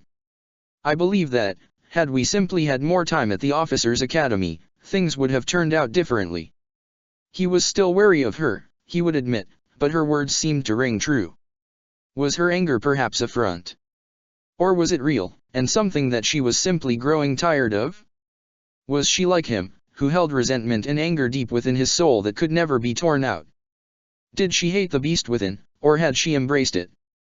Had things been different, would the two of them have both embraced those beasts? He couldn't allow himself to consider the thought. The Lady Rhea before him was simply a woman worn down by war, one who wanted to live in peace. To imagine her engulfed by the flames of war was something that troubled him. Judging by the look on her face, it troubled her as well. In a moment like this, he was reminded of his talks with Claude, of the man's wish to dismantle the Central Church and their influence. In a tender moment like this, maintained by two fragile hearts, was it possible to even mention something like that? In the end, nothing would change if he didn't try, would it? Lady Rhea, please forgive my rudeness, but, have you considered stepping down as Archbishop? He phrased the question as softly as he could.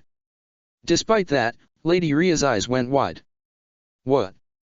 But Please do not misunderstand me. I do not believe that you have been a poor Archbishop. You have led Fodlan wonderfully for many years and remediated many conflicts which could have easily escalated.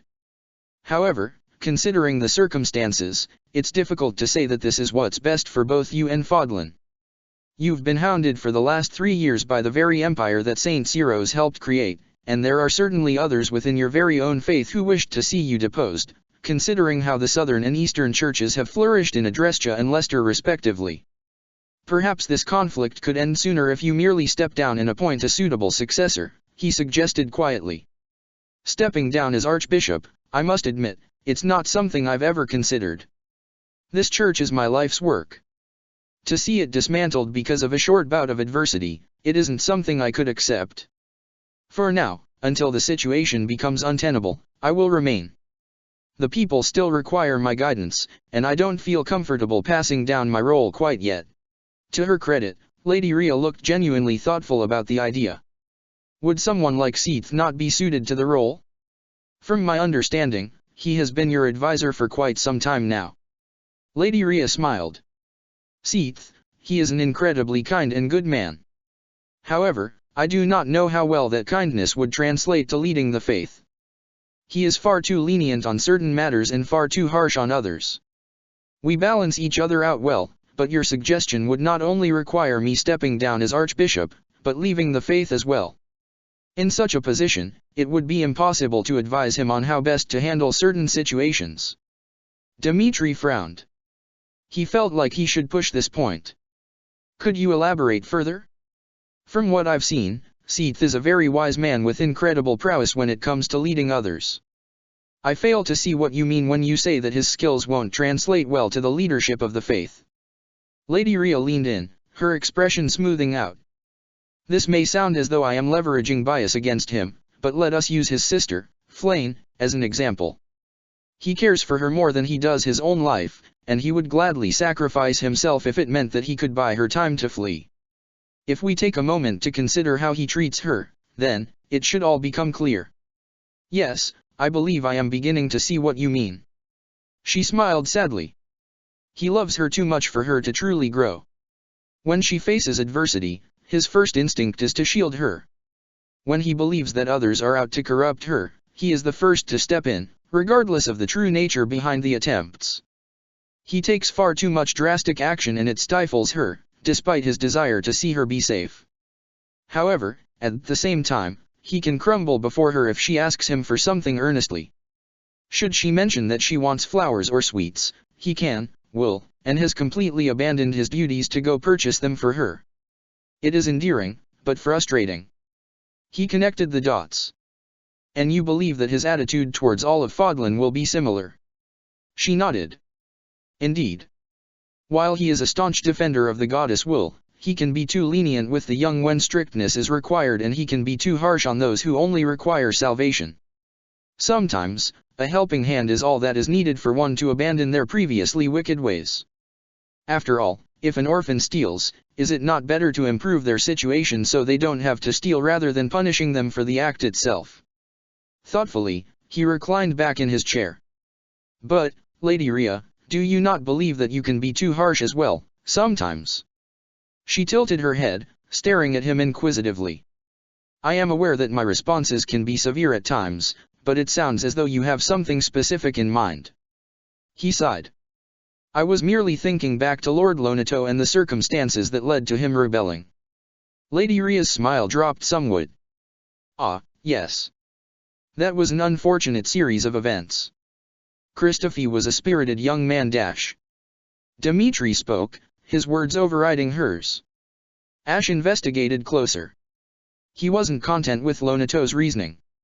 The pieces didn't fit, and with enough pressing, he found the truth. Christophe Gaspard had no connection to the tragedy of Dusker at all, or to the assassination of my father. The real reason he was executed was because he planned on assassinating you, Lady Rhea.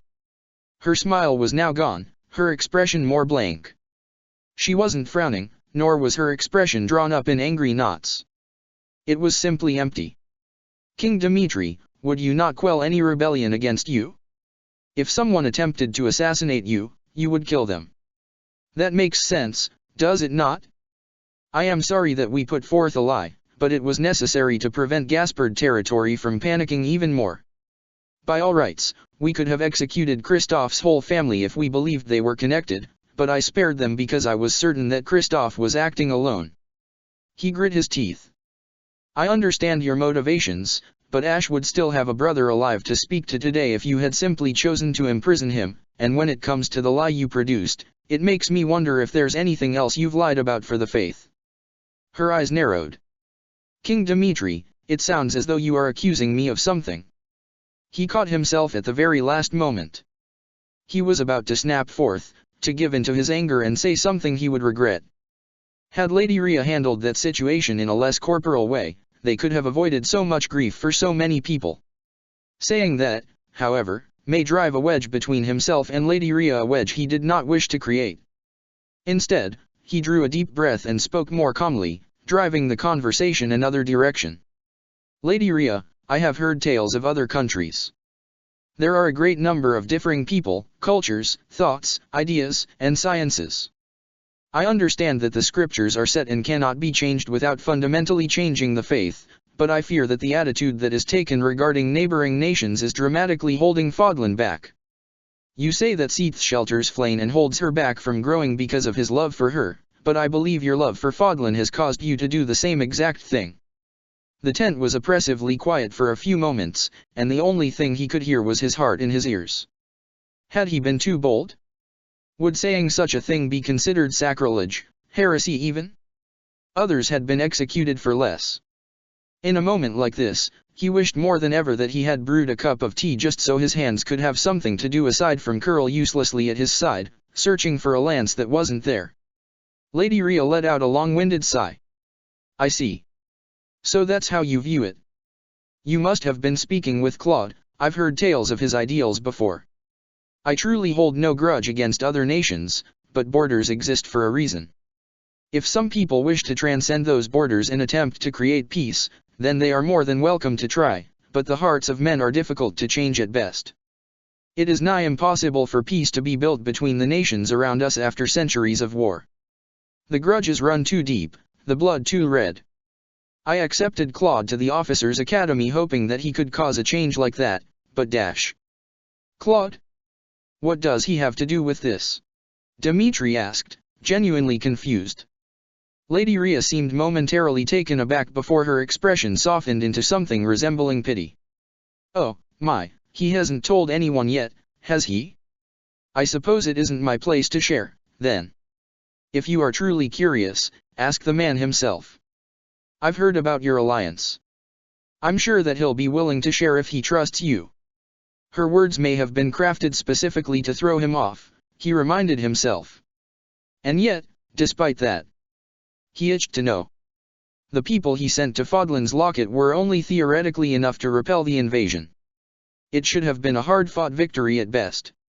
He believed in Edelgard and her power, but even the entirety of the Black Eagle strike force couldn't repel an army of that size, even if they had the help of Geralt's mercenaries and the Ashen Wolves. There had to be an external factor, in that fight. The only external factor was Claude. What Lady Rhea was implying, was it that Claude had some connection to Almira that he didn't know about? Either way, he couldn't allow himself to be distracted.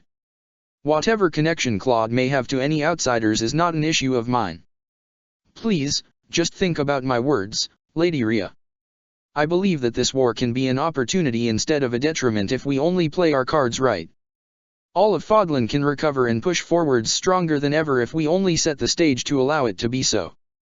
Lady Rhea relaxed in her chair. Yes, I believe you have a point, King Dimitri. I will consider your proposal. For now, however, there are more important matters to consider, namely, our upcoming battle at Ailel. Dimitri nodded, conceding the point for now. Yes, of course. I believe we will encounter a stronger Imperial force than we originally expected. The Kingdom Army does not have the time to wait for the Federation Army to join us. We will march soon, and they will meet us in the attack when they are prepared. Are you ready for your role in this battle, Lady Rhea? The pious woman across from him nodded. Yes, I believe I am. The Knights of Syros will bolster your ranks for this battle, King Dimitri, but we must leave to prepare for our assault a few days afterwards. I trust you are prepared for that eventuality? She asked calmly. Dimitri nodded his assent. Our army has already been prepared for 2 large battles back to back.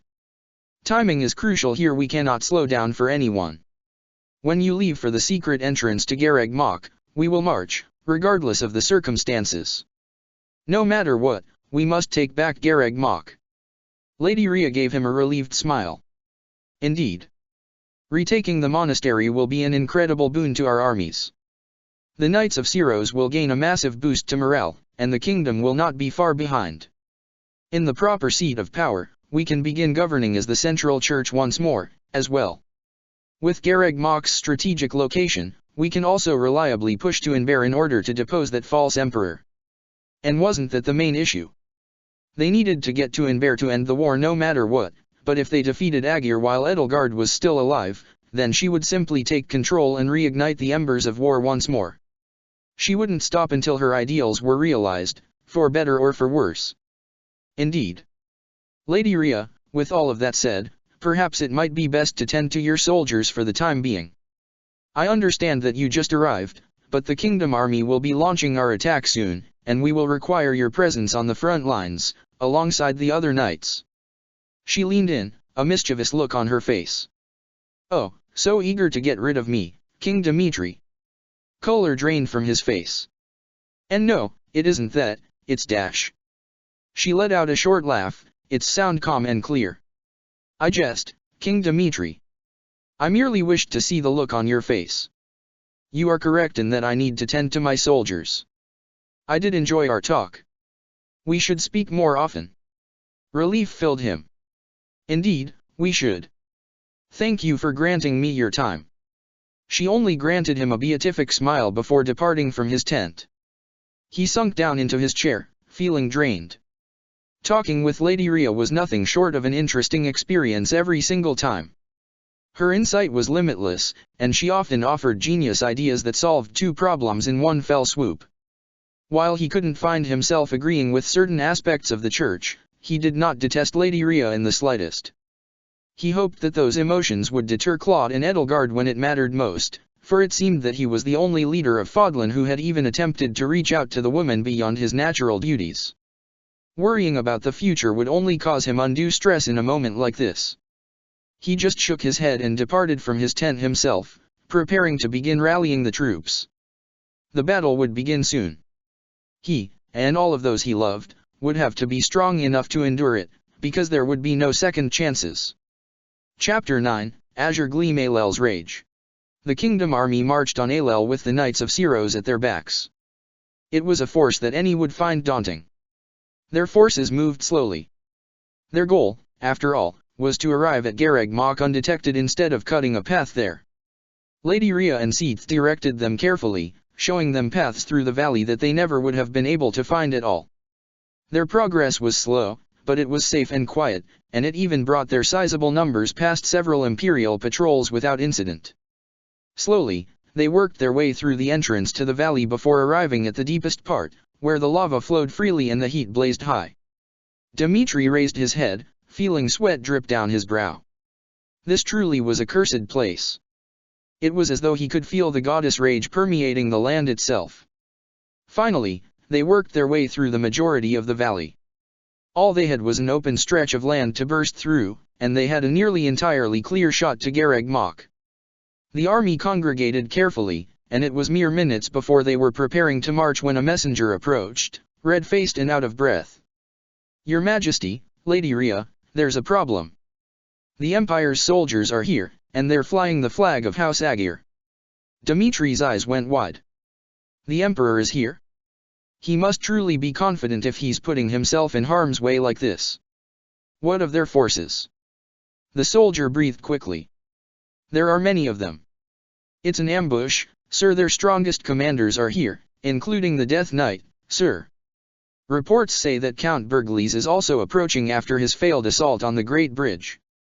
Dimitri's frown turned grim. The Death Knight. One of the commanders who could match the Ashen Demon. When both of them hit the battlefield, they were a maelstrom of death and chaos. When they fought together, they were insanely powerful, and had been enough to almost completely drive back the Kingdom Army in a previous battle. That failed campaign had been their first, and the sting was pervasive. He couldn't forget the way the Death Knight fought, or how powerful he was. Despite Dimitri's own cursed blood running through his veins, the Death Knight had met him blow for blow and pushed him back in kind. It wasn't an exaggeration to say that his presence here alone could hold them back. But, this time, they weren't alone. They had all grown stronger individually, that much was true, but the Death Knight was on a different level. It was likely that they could only beat him through deceit or numbers, something which they had plenty of. The enemy was going all out, they could afford no less than to meet them in turn. The only question that arose in his mind was why he was here. From his understanding, the Death Knight worked for Edelgard alone. Had the Agarthans offered him something? Some incentive to work with them? Another thing, sir, our scouting unit was attacked by a group of dark mages. Dimitri nodded. Truth be told, he had expected that much. In that case, there is a chance that Thales is on the battlefield. Rhea was calm as she addressed him. Do not worry, King Dimitri. In the event that he is here, I will take to the field personally to fight him. The goddess protection is with me, so there is no need to worry about my safety. He shook his head. No, Lady Rhea, your safety is paramount in this battle. Without your guidance, I fear that our assault will fail in its entirety. Should Thales appear, I will face him on my own. He did not mention the score he had to settle with him. Lady Rhea pursed her lips, but seemed to acquiesce. Very well, I will only step in if you are forced to retreat, then. Do not be afraid to call on our assistance, all of the Knights of Syros are at your command for this battle. Seath will aid you in commanding them. Dimitri smiled gratefully. My thanks, Lady Rhea. We will put them to good use. They were on a time limit now. Troops to the front and troops to the rear. When surrounded, the only thing that could be done would be to break through. That was the conundrum they all faced as they gathered around the war table. Shay, as usual, was the one directing the talk, speaking to the strongest collection of commanders the kingdom had likely ever had at its side, with the Knights of Syros supplementing them. Shay pointed to different dots on the map. All right, we don't have much time to talk about this. There are a few enemy commanders here, here, and here. Once we break through these guys, we can push on through to the strongholds. Our scouts say that each one is manned by a pretty powerful Viscount, so be wary when you attack. Bring along a fist fighter if you can.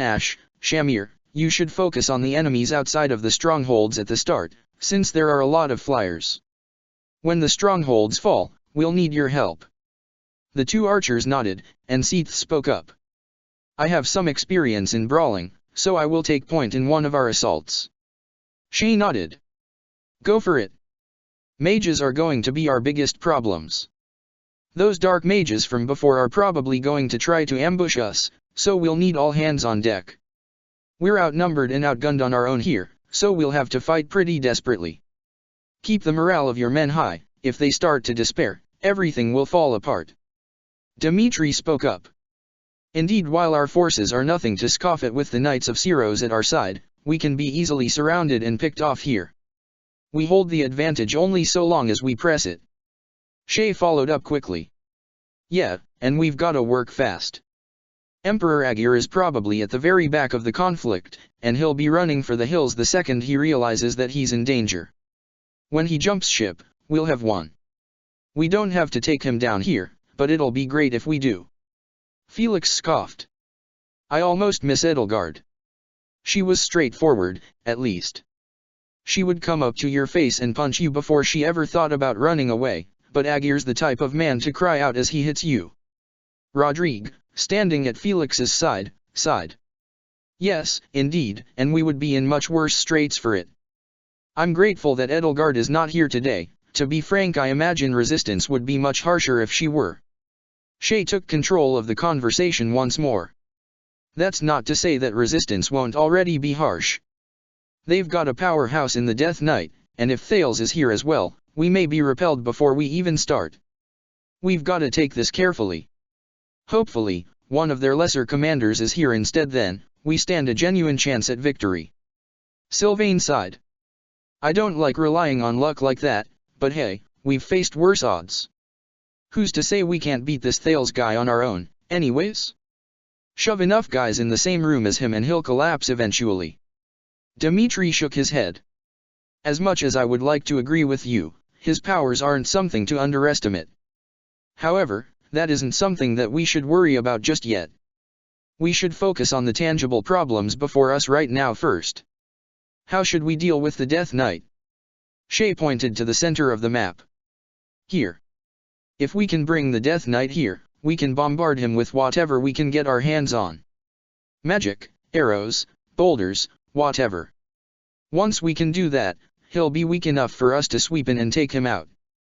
Didu, you're the best bet we have for this. You're built like a brick wall, and you can take every hit he throws at you. Not only that, but your axe should hold an advantage over his lance, and there's no way he won't be winded after that bombardment, so you can keep up. Didu nodded solemnly. As you command. Shay moved on. Once we kill him, we can dash. Excuse me, may I? Mercedes trailed off as every single person around the table swiveled to look at her. You may speak freely, Mercedes. We'll take every piece of advice offered. Dimitri spoke plainly. She still looked unsure, but she cleared her throat and found her courage. May I try to speak with him? With the Death Knight? I think I can convince him to back down.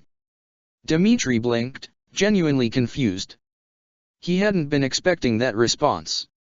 Shay sighed. Sure, we can give you some time, but that means that you'll be putting yourself directly in harm's way. I'm not a fan of this plan, since Flame is our only other healer and I'd rather not put all of the burden on her in case something goes wrong, but we'll send you out. Mercedes seemed mollified, settling back down with a relieved sigh. Thank you. That doesn't mean we're not sending you out without support, though. Didu, you're still going with her. When you see the ballista fly from the back lines, that's your cue to move. Understood. I'll keep you safe, Mercedes. Didu's smile was soft and understanding despite the intimidating figure he cut, and Dimitri felt genuine warmth in his stomach at the sight. It had been quite some time since his friend had smiled like that. Shay seemed to ignore all of it, her eyes examining the battlefield. Aside from that, I was thinking that we could use some archers to sabotage the stronghold's dash. Shay, if I may, Seath cut in, pointing to the map, may I propose a special formation for this battle? Shay blinked, following Seath's arm back up to his face. Sure, why not? I'll take anything at this point. The Valley of Torment lends itself especially well to ambushes. There are many winding paths and dead ends that force troops onto hot coals. However, there are paths that can avoid this, and paths that can place us at a distinct advantage. If we merely follow this more winding path, we can strike at the strongholds more directly and take an early, and explosive, advantage. Considering who is on the battlefield right now, I believe this may be necessary to force his hand. Seath's hands moved across the map, and Shay watched carefully as his words sank in. Dimitri frowned, considering the suggestion carefully. If we do this, then it will be impossible for our archers to sabotage the strongholds. The element of surprise will be gone, and your plan will fail, Seath. It will grant us an early advantage, but it may be harder to claim the strongholds as we fight. Seath turned to Dimitri, a pleased smile on his face. Perhaps, but we are also high in number and higher in skill. While the enemy has more numbers, our commanders are more experienced and wield a great deal of heroes' relics. Were I to attempt to fight our army with theirs, I would find myself fighting an uphill battle as it is. If we gain an early foothold, I would be scrambling to recover. You did say that we will only hold the advantage so long as we pressed it, correct? Dimitri thought carefully. Seath does raise a good point. Perhaps this is the best way forward. And he is a rather experienced general, from the sounds of things. If there's no objections, then we'll be following Seath's suggestion. At the silence over the table, Shay continued. All right, then listen closely, because I'll only be telling everyone their positions once. We'll need to be coordinated to win this, so if anyone has any grudges, then it's best to forget them now. With that, Shay began rattling off locations and numbers, and the true meat of the planning began. Mercedes was worried. Very, very worried. They'd started the battle with an explosive start, just as Seath predicted. While she was thankful that it may end the fight sooner, it didn't get rid of the bad taste in her mouth from all the fighting. Didu was by her side for the entire battle so far, and the two worked very well together. Mercedes kept him healthy, and Didu protected her from anyone who got too close. She knew she could rely on him very much, and she wasn't worried for herself at all. But there was a very important encounter coming up in this fight, and her stomach was rolling at the thought. The Death Knight, she was certain of it, he was Emil, her little brother. She could hear the screams of the soldiers as they fought the Death Knight. His rumbling voice echoed over the battlefield, searching for death, constantly longing for something that she would desperately shield him from. At the nearby noise, Didu urgently pulled her onto his horse and began to gallop away, but even then, he wasn't quite fast enough. The Death Knight was going to another stronghold when his head turned, and brother and sister locked eyes from afar. The world seemed to slow down, nothing quite mattering for a moment except for the fact that she could finally reunite with her little brother. That face wasn't him, that facade he wore was far from the sweet, kind little boy she once knew. But that voice she heard had kept her up some nights, nightmares tormenting her and keeping sleep from her at the thought. The idea that she was forced to abandon him was something that constantly tore at her soul.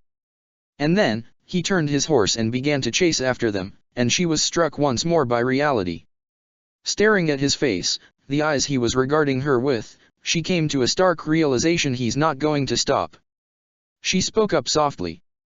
Didu, we have his attention. We have to go to the center. Didu glanced back at her for a moment, worry-stricken into his features, but he hummed his assent regardless and changed his path. The horse rocketed down towards the very center of Alel, death hot on their heels. Didu's axe swept out in grand, mighty motions, cutting down anything that got in their way, and from behind, Mercedes fired off magic to support. Her promotion to Gremory had been incredible for her power in the last two fronts, and she was only growing stronger by the day. Whether or not it would be enough to face Emil and win, she wasn't sure. Worriedly, she glanced back, only to see Emil less than 3 horse lengths away. She yelped, and Didu instantly kicked up the pace, the poor horse whinnying softly as it sprinted at full speed across hot coals. Hold on tight, Didu gritted out, and as Mercedes wrapped her arms around him, he pulled out a tomahawk from his waist and blindly threw it behind. Emil slowed down only a fraction to protect his horse, but it was enough to grant them the distance needed to clear the space into the center. Almost skidding to a halt, the pair slid into the open space, barely avoiding the ongoing battle. Emil arrived only a few moments behind them, his scythe flashing out with an overwhelming power. Didu raised his axe and met it with an explosive burst of strength, and it was that clash that alerted the entire clearing of their presence. Kingdom, church, and empire soldiers all paused in their clash to look at them, 2 mountains of men vying for dominance with their weapons in a small waif of a mage, and very wisely, many of them began to retreat, or at the very least move the battlefield. Cyril, on his wyvern, almost moved in to help, but with a firm shake of the head, she shooed him away. He wouldn't be of any help in this battle. With axe and lance locked in combat, Emil stared at Didu. Will you be the one to grant me death? Didu grunted, and pushed away Emil's lance with a firm shove. You can search for death on your own time. I only seek to protect what matters most to me. Emil said nothing, but his scythe thrust out once more, and Mercedes jumped off of the back of Didu's horse as they began to fight once more. For a moment, she could do nothing but watch, afraid to attack out of fear of hitting Didu, but she hardened her resolve. Emil's lance was knocked away, and he reared back, preparing to attack again when Mercedes planted herself directly between the two. That's enough. You don't have to fight anymore. Please, stop this, Emil. It's you, isn't it? Please, just stop. You can come home with me. You don't have to do this anymore. She stared up at him earnestly, hoping beyond hope that her plea was enough. But, it was all for naught. His lance flashed out once more, and it was only a quick dodge that saved her life. She shuddered as hot tears pricked at her eyes. He aimed to kill. The only thing I crave, is death. Leave. The place of your death is not here. Grimly, she readied her tome. If that's your resolve, then I'll stop you as many times as I need to. Sorry about this, Emil, this ends now. Didu, however, his eyes were molten. He reared back his axe, power seeming to radiate from him. You'll regret this. I will break you. With that, the battle was on. There was no time to think. Mercedes could only focus on keeping both herself and Didu alive. Every time Didu and Emil clashed, there was a certain bit of strain on Didu's end. He was incredibly strong, but he lacked the speed and dexterity that Emil had. The focus he must have needed to maintain in order to even stay alive. Mercedes struck out with black magic, a Bolganone coming down from above. Didu's axe slammed down onto the ground, the earth erupting towards Emil. And yet, somehow, a black scythe struck out from behind the wall of fire, and she came to the sudden realization that she would not be able to dodge. She closed her eyes grimly, preparing to take the hit, but the only thing that met her ears was steel meeting steel. Her eyes flickered back open, and standing in front of her was Didu, the scythe of Cyril lodged in his stomach. Her eyes flew wide, and a sense of horror gripped her. Didu, no. At some point, he had dismounted from his horse and rushed to protect her. His axe was still stuck deep within the ground. He must not have been able to grab it in time. Didu coughed, blood trickling from his mouth, and Emil pulled the scythe from his stomach, backing off for a moment. You must survive, Didu feebly protested, collapsing to one knee and grasping his middle with one hand. Mercedes approached him quickly, hands extended to heal him. Emil simply watched her move silently. The wound closed slowly. Far too slowly. The scythe was of a strange make and material, built to cause as much lasting damage as possible to hurt the entire time. But what threw her off wasn't the wound, but it was Didu's face. At first, he was gritting his teeth in pain, but when his face went white, she looked up again. Emil towered over them, his horse a strong presence up close. His scythe was reared back, and there wasn't an ounce of regret in his eyes. Having locked eyes with him, she could certainly say that this wasn't the Emil she had come to know and love. This was the Death Knight, in his truest form. Desperately, she raised her tome and tried to funnel as much magic out of herself as possible. All she needed to do was get him out of the way for a moment, just long enough to heal Didu and let him retreat. She also watched as the Death Knight uncaringly, mercilessly, swept his scythe forwards, dark magic enveloping it and tripling its size. And then, there was a flash of purple in front of her, and there was a clash as steel met steel. Her eyes went wide at the sight of Shay before her. How did you dash? Warped. Was watching from the back. Saw things were getting bad out here. Mercedes, you've gotta get out of here. We can't use our plan if you're here. Shay staggered as she pushed the Death Knight back, raising her sword. Dark spikes T. The dark magic rained down on the Death Knight, and Shay rushed over and grabbed Didu under the arm. Mercedes stared at her sadly. Shay, thank you, truly, but I will remain. Shay turned to her, and for the first time, she saw her truly angry. Are you insane? I'm not gonna just leave you here to die.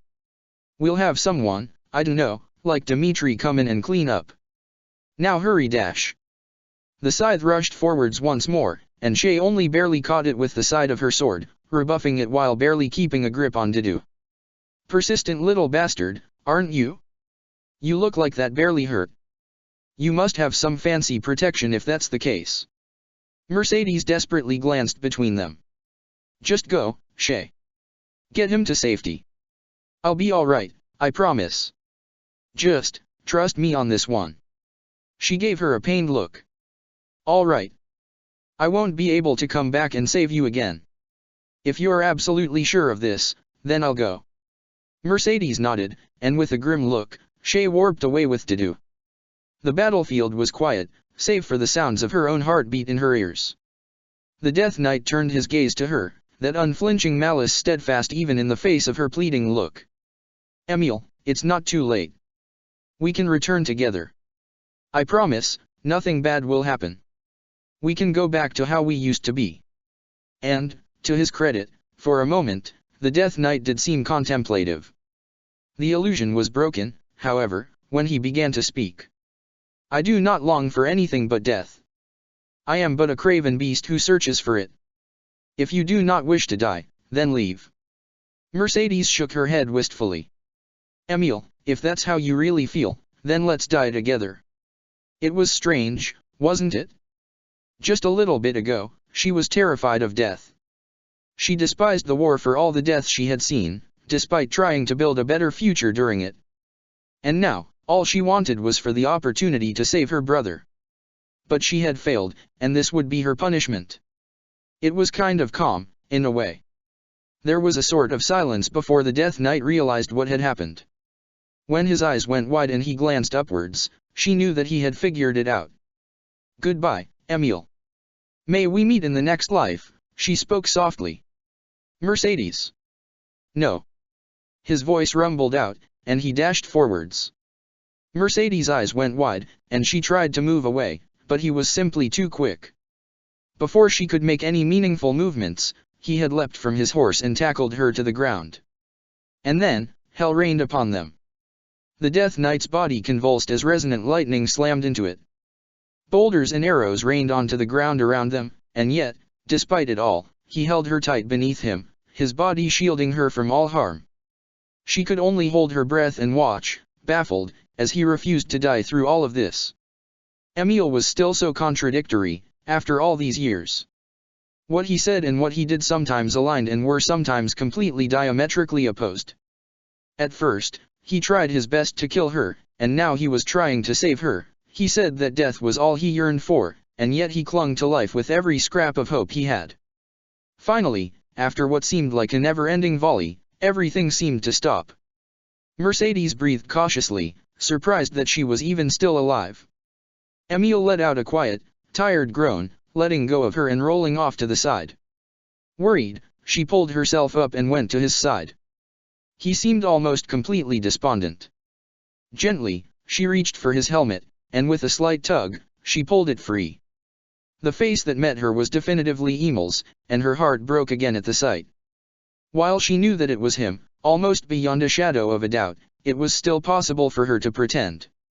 To act like the man behind the monster wasn't the sweet young boy that she once knew, to pretend that he wasn't the man who had torn through their troops and killed hundreds, searching for someone to kill him.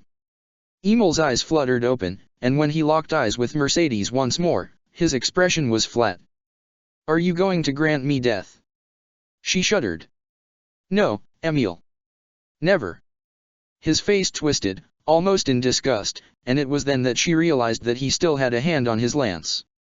She rolled away just before the scythe of Cyril slammed into the ground where she was sitting, and tears pricked at her eyes as Emil sat up. As he did, however, she noticed something had slipped free of his armor, and was now hanging around the front. Something that had a very familiar color. "Is that?" Mercedes' eyes went wide. "The Raphael gem." Emil put his helmet back on, and the Death Knight was back once more. "It matters not. I do not require it to kill my enemies." With a whistle and a burst of energy, the Death Knight was back on his horse, but he was very clearly exhausted. The bombardment had dealt massive damage to him. Mercedes narrowed his eyes. "If I can just defeat him, then." She raised her tome, and magic welled up within her. "Let's end this, then, Emil. One last little fight between siblings." Her tone was teasing, but she certainly didn't feel the playful tone she was putting out. The Death Knight said nothing, but he raised his weapon and began to dash. Mercedes aimed for the horse, spears of magic erupting forth. With a quick jump to the side, the Death Knight dodged them, and he crossed the distance between them immediately. Mercedes grimaced as she whirled backwards, barely avoiding a slice that would have taken her head. She raised her tome once more, and fire bubbled and erupted from beneath the Death Knight's feet, fireballs erupting from below and exploding around him. His scythe flashed out, cutting through and disrupting the magic before it truly properly struck him. He was approaching once more, she realized. She clutched her tome close to her chest as he approached. "Sorry about this." With her words, columns of light burst out all around her, exploding into small bursts of light magic. It was infused with Nosferatu, and it was a spell of her own making. She could feel her own wounds and aches ease as the Death Knight took a direct hit from one, and she sighed. The Death Knight, however, wasn't going to take that lying down. Apparently his scythe was enveloped with dark power, and its size grew dramatically. Mercedes' eyes grew wide. There was no way for her to avoid that. Desperately, she poured as much magic into her tome as possible, and she thrust her arms wide. With a loud cry, a sphere of light magic erupted from all around her, and the Death Knight was caught in it. With a loud groan, he was knocked backwards, and he was very visibly stunned. Calling upon her magic once more, she utilized the natural terrain of the Valley of Torment to emulate Meteor, casting the spell upon him from on high, the Death Knight groaning as he was hit by her largest one and sent flying. Panting, she wiped some sweat from her brow. That couldn't have been enough, right? True to her thoughts, the Death Knight recovered only moments later, standing back to full and readying his scythe once more. She frowned, staring at him. Is that? White magic had enveloped him for a moment. It's resonant white magic. They were healing him from afar. That made things, well, certainly not any easier. Still, though, she couldn't give up, not when they'd sacrificed so much to bring him back. Determined, she raised her tone once more. I won't give up on you, Emil. We're coming home together. That name means nothing to me. I only yearn for death. She grit her teeth. So, there was nothing for it, then. As the Death Knight charged once more, she raised her hands, electricity crackling in the space between them. The Death Knight, however, seemed to not care about the attack, choosing instead to push through, twirling his lance overhead. A column of light magic erupted from beneath her, and Mercedes cried out as she was sent flying backwards. Rolling on the hot rocks, she barely found her footing again, desperately fishing out and downing a concoction. As she looked up again, there was 3 lines of dark magic approaching, cutting off all of her lines of escape. Her eyes went wide. Bolganone. The fire magic barely cut off the combat art, but the Death Knight wasn't finished yet. He had cut through the distance in a matter of seconds and was slicing towards her once again. This time, her dodge wasn't quite fast enough, and his scythe scraped across her left shoulder, fresh blood oozing from the wound as she backed away once more. I only have 2 more concoctions. Is healing that worth it, or should I try to heal another way? The Death Knight didn't give her time to think. He was upon her again, his lance thrusting out rapidly as he approached, dark magic infusing his every move. She knew that she couldn't interrupt this, nor did she have the time to dodge. She used her tome to block. The magic book barely weathered the Death Knight's scythe with some difficulty, but the very action of guarding winded her. The Death Knight followed up his attack with a large burst of dark magic that erupted from him, sending her skidding back with her guard broken. The dark magic clung to her, and she could feel the exhaustion seeping in. She didn't have a choice anymore.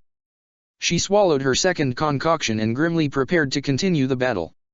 She raised her tome, and the Death Knight reared his scythe back, dark magic transforming it for the 3rd time that battle. With its size, power, and speed, it was entirely impossible to dodge for her. She prepared to fire back, but a wave of fire, this time not originating from Alel, flew past her, slamming into the Death Knight's scythe and knocking it askew. The energy was sent skywards, dissipating into nothing. Juritsa von Hyrm. An enraged voice washed over the clearing, and Mercedes' head swiveled. The Death Knight himself seemed to have his attention captured. With a blur of red, the figure entered the battle, fire ensconcing their every move. 1 strike, 2 strikes, then 3 had caught the Death Knight off guard. As he leapt back, she got a good look at the attacker. Edelgard von Hresvelg had come to help her, and as she stood at the ready in front of Mercedes, she looked every bit like the Emperor she was. Edelgard. Mercedes called, feeling very relieved. Truth be told, she wasn't sure how much longer she could have held out. It would have been possible if he hadn't been healed, but I'm sorry that I was late. Claude's incessant babbling held us back. The Federation and Black Eagle's strike force are here to help, so don't worry about the rest of the battle. You should retreat for now. I'll put down this rabid dog. Can you give me the death I seek? Edelgard, please, don't kill him. She asked quietly, and Edelgard turned her head to regard her. What relation do you have to the Death Knight to be asking a question like that? He's my brother. I think he's just hurt and confused for now. Please, bring him back. She asked kindly. Edelgard looked surprised for a moment, before turning her attention forwards once more, readying her axe. I'll do my best, but I make no promises. Against a foe like him, I can't afford to hold back. Mercedes shook her head. Then, I'm sorry, Edelgard, but I cannot retreat. Emil is someone precious to me. I won't sit by and watch as you kill him. You'll be my enemy if you do. Edelgard, and even the Death Knight, both seemed surprised by that declaration. Edelgard turned to regard her fully. How can you, I suppose I shouldn't expect anything else. The kingdom does seem to create only the most loyal of people. Fine, then no matter what, I won't kill him. Whether or not he comes back to you isn't something I can guarantee, but he'll survive the day at all costs. Mercedes was still unsure, but there was no way for her to stick around and maintain her own safety. All right, but please, be careful. He's weakened, but they're healing him. I know. Claude's dealing with them as we speak. Hurry, Mercedes. I won't let you die because of your own stubbornness. Edelgard commanded, and with a short nod, Mercedes turned and began to retreat. I have to see to Didu. His wound wasn't closing the way it should. I know I can heal him, but I'll need some time. I guess I'm out of this battle for now. Worried, she cast a glance back at Edelgard and the Death Knight, who seemed to be speaking. Please, bring him back, Edelgard. Edelgard tightened her grip on Labrunda. You would raise your blade against your own sister, Juritsa? How vile of you! Her words were taunting. Juritsa just raised his gaze skywards. Mercedes. The words were filled with so much mourning and sorrow that she could scarcely believe they came from a man like him. Perhaps Mercedes spoke the truth, then that Juritsa, or perhaps Emil, held a relation to her. If that were the case, then, why did he fight her? Was there another factor? Then, the Death Knight lowered his gaze to her, and the words rumbling out were starkly different than the previous ones. She could not grant me death. They promised me death. Can you grant me the death I seek? Gritting her teeth, she readied Labrunda. You're still going on about that even when salvation is right in front of you? Just go home to her, Juritsa. She loves you. The Death Knight didn't respond, merely raising his scythe. So, that's how it's going to be. She rushed forwards with her axe at the ready, moving quicker than the devil. Her strikes left fiery streaks in the ground, charred rocks becoming blistering magma beneath her overwhelming power. The Death Knight was overwhelmingly powerful in his own right, even weakened as he was. His already large height advantage was enhanced only by the horse, something which she aimed to dismantle. The first thing to do is to defeat the horse. Her axe swung, creating a whirlwind of fire. The Death Knight was barely caught in it, his horse whinnying and braying at the overwhelming heat, only amplified by the fires of Alel. The Death Knight let out a loud groan, his scythe flashing out and cutting through the inferno. But Edelgard wasn't done, her axe flashed out, waves of fire erupting towards the Death Knight. There were too many for him to dodge or cut down, and she watched with some grim satisfaction as the horse went down. The Death Knight didn't go down with his horse. He jumped off of its back, standing straight despite it all. He cut an imposing figure in the fires of Alel as liquid magma bubbled up and erupted around him, the red eyes of his helmet seeming to cut through her. Had she been anyone else, she may have been intimidated, but she was Edelgard von Hresvelg. She had seen demons far worse than the one in front of her. Her dreams scared her far more than the prospect of a mere battle. Rushing forwards, she brandished Labrunda. I won't back down. Her axe flashed forwards, cutting into the Death Knight, flames erupting forth like a flickering flower as she slammed her axe into the ground. The man barely managed to deflect her, his scythe keeping him from the worst of it. Had she not known of the Raphael gem, she might have believed that to be enough, but that Demhiro's relic was egregiously powerful, almost more so than the weapons. It was enough to completely negate the effectiveness of her axe against his lance, and it could randomly shield his entire body from damage. Depending on luck, he could absolutely still win this battle. She didn't let up. She threw her entire being into his with an incredibly solid shove with her shield. Flames erupted around them as she did so, and he was shoved back by the sheer force of her armor. She followed up with a few lashes of fire from her axe, and she watched with some grim satisfaction as the flames surrounding the Death Knight exploded with as much power as any good Bolganon. For a long moment, the Death Knight merely laid on the ground, not moving. She stared at him, knowing that he hadn't died yet. Get up, Juritsa. I know that wasn't enough to put you down. Almost mechanically, the Death Knight rose, his eyes boring into hers. Even after all this time, you remain boring. You cannot grant me the death I seek. Edelgard grit her teeth. Well, we'll just have to see about that, won't we? The Death Knight was a monstrously powerful opponent.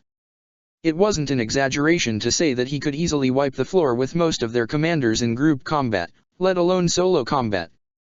He could quickly and methodically dismantle many of their stronger fighters, and the reach and power granted to him by his lance and horse allowed him to easily outpace their faster fighters. To call him the Empire's perfect weapon wouldn't be too far from the truth. He wanted for nothing aside from death causing it, or seeking it. If she couldn't kill him here, then she didn't know whether or not she could stop him at all. This time, the Death Knight was on the offensive. His scythe cut forwards with a terrible power, the dark energy enveloping it making guarding difficult. However, her armor was not for show.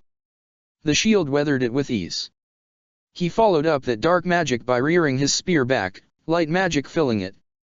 When he struck forth, it was with an extraordinarily powerful burst of light magic that would have shattered anyone's defenses, and yet she held strong.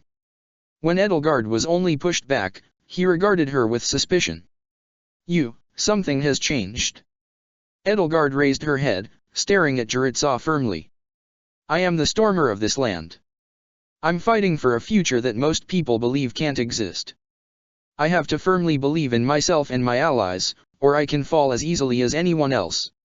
My cause is righteous, Juritzah, even if my means are reprehensible.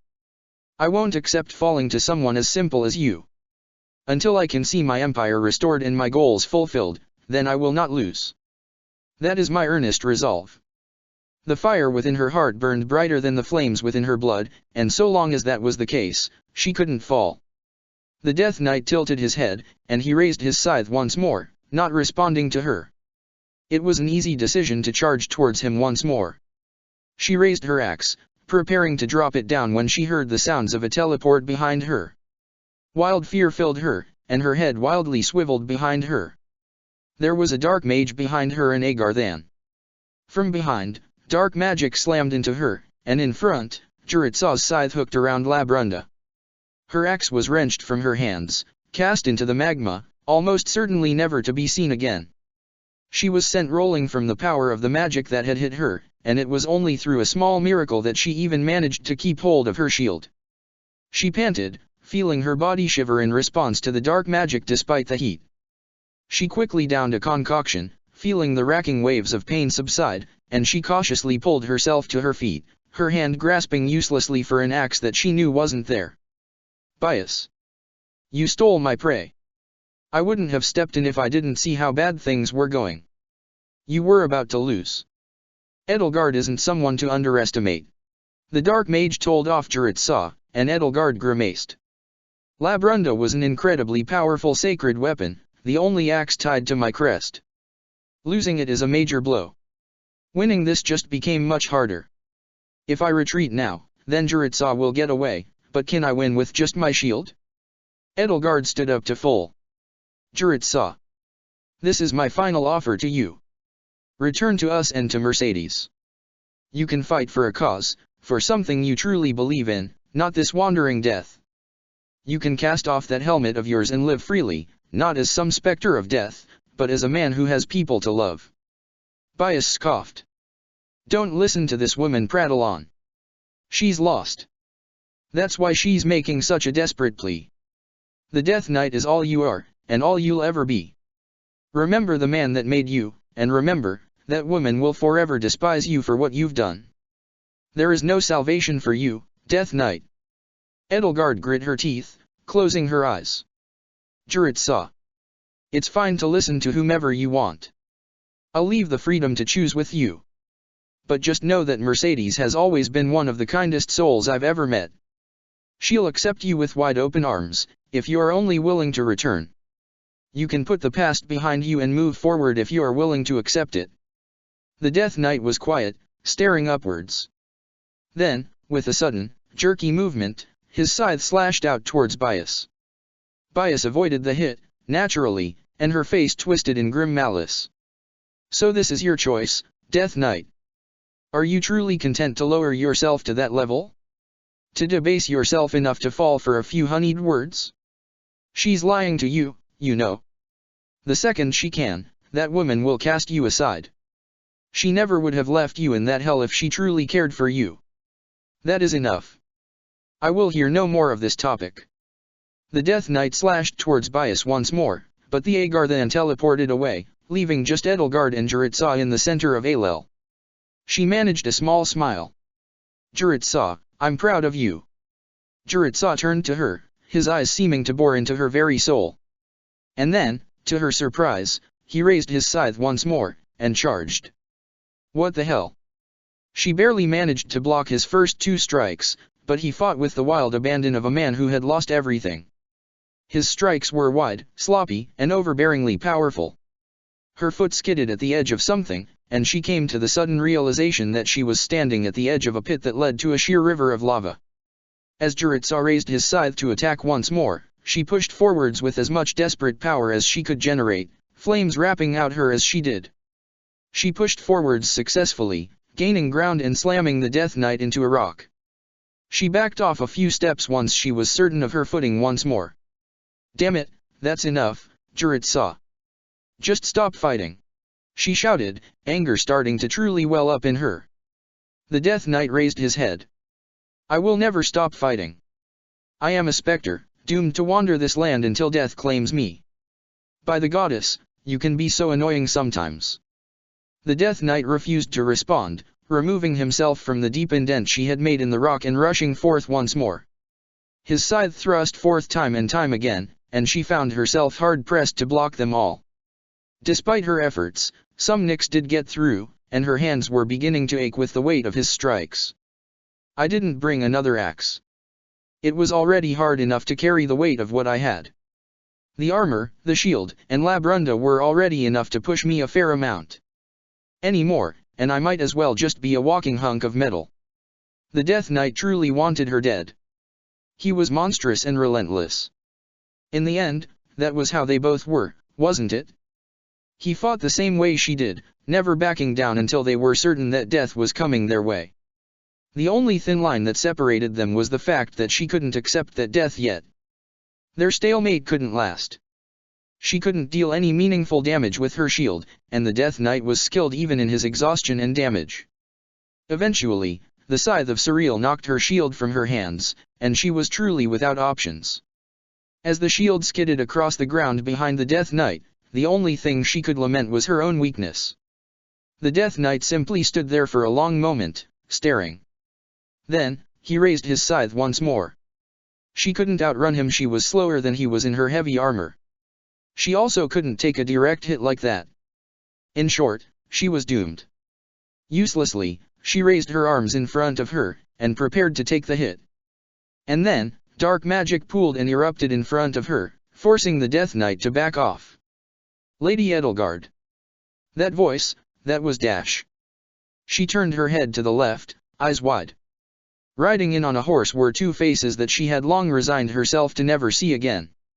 Ferdinand von Aegir approached rapidly, holding something wrapped in cloth.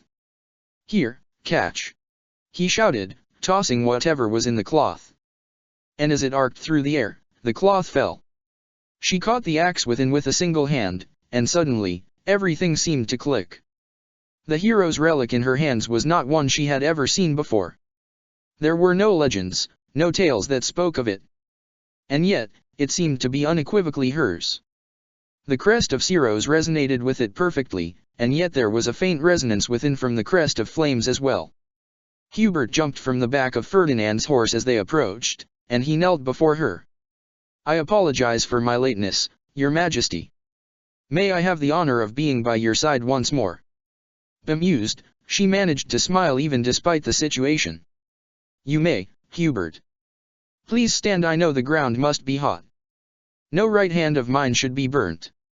Hubert's smile was kind, and he rose again to regard the Death Knight. It seems that we have someone who has forgotten his place. Shall we teach him where he truly belongs, Ferdinand? Why, I believe that would be best, Hubert. After all, nobody can kill Edelgard before I have the chance to prove my superiority to her. Edelgard shook her head, a fond smile growing wider on her face. Perhaps we should fight together. We'll show him the might of the Empire's elites. Of course, my lady.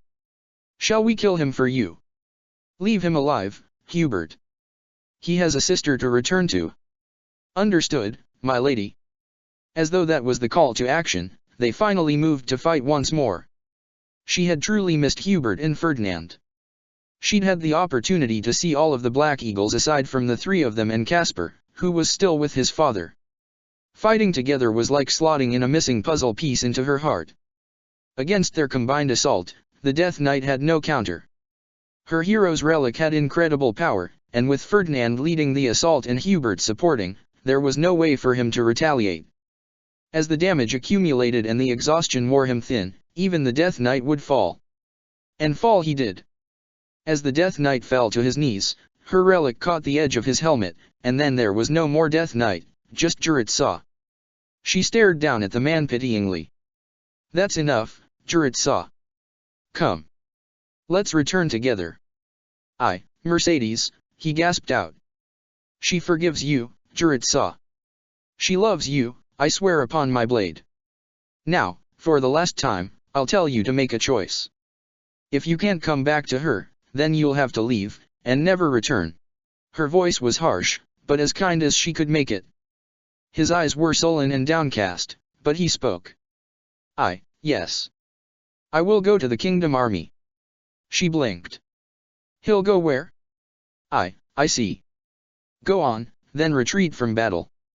We'll speak more later. Jurit-Saw stood and clambered away, holding his scythe and looking lost. Edelgard watched him go, a headache forming. Lady Edelgard, it may have been wiser to simply kill him. Perhaps you're right, Hubert, but it's too late now. We'll reap what we sowed later. For now, let's just finish up this battle. I want to find Duke Aegir and remind him who exactly holds the power between the two of us. Ferdinand nodded, albeit slowly. I can do nothing but condemn my father for his actions. He is acting wholly unfit as an emperor, and I will not stop you from doing what must be done. Edelgard blinked surprised. I had heard that the two of you fled the Empire, although now I'm wondering whose idea it was. You'll have to regale me with that tale later, after the battle. It is quite the story, Lady Edelgard. However, you are correct, we don't have the time for it right now. Count Bergliez has arrived on the battlefield. Ferdinand told her, and she grimaced. Then that means dash. Petra is already on her way, yes. I believe she is going to attempt to fight alone, although the sheer size of the forces on this battlefield may make that impossible. Ferdinand finished. Letting out a sigh, Edelgard gripped her new relic closely. In this moment, there was a decision to make. She could allow Petra to fight wholeheartedly and potentially lose an important ally in the ensuing fight, or she could hold Petra back and potentially lose her trust permanently. Thinking about it like that, it seemed like there was only one answer to her question, wasn't there? Edelgard steeled herself, and the three of them set out, preparing to end this battle. Check the description for the links to the author.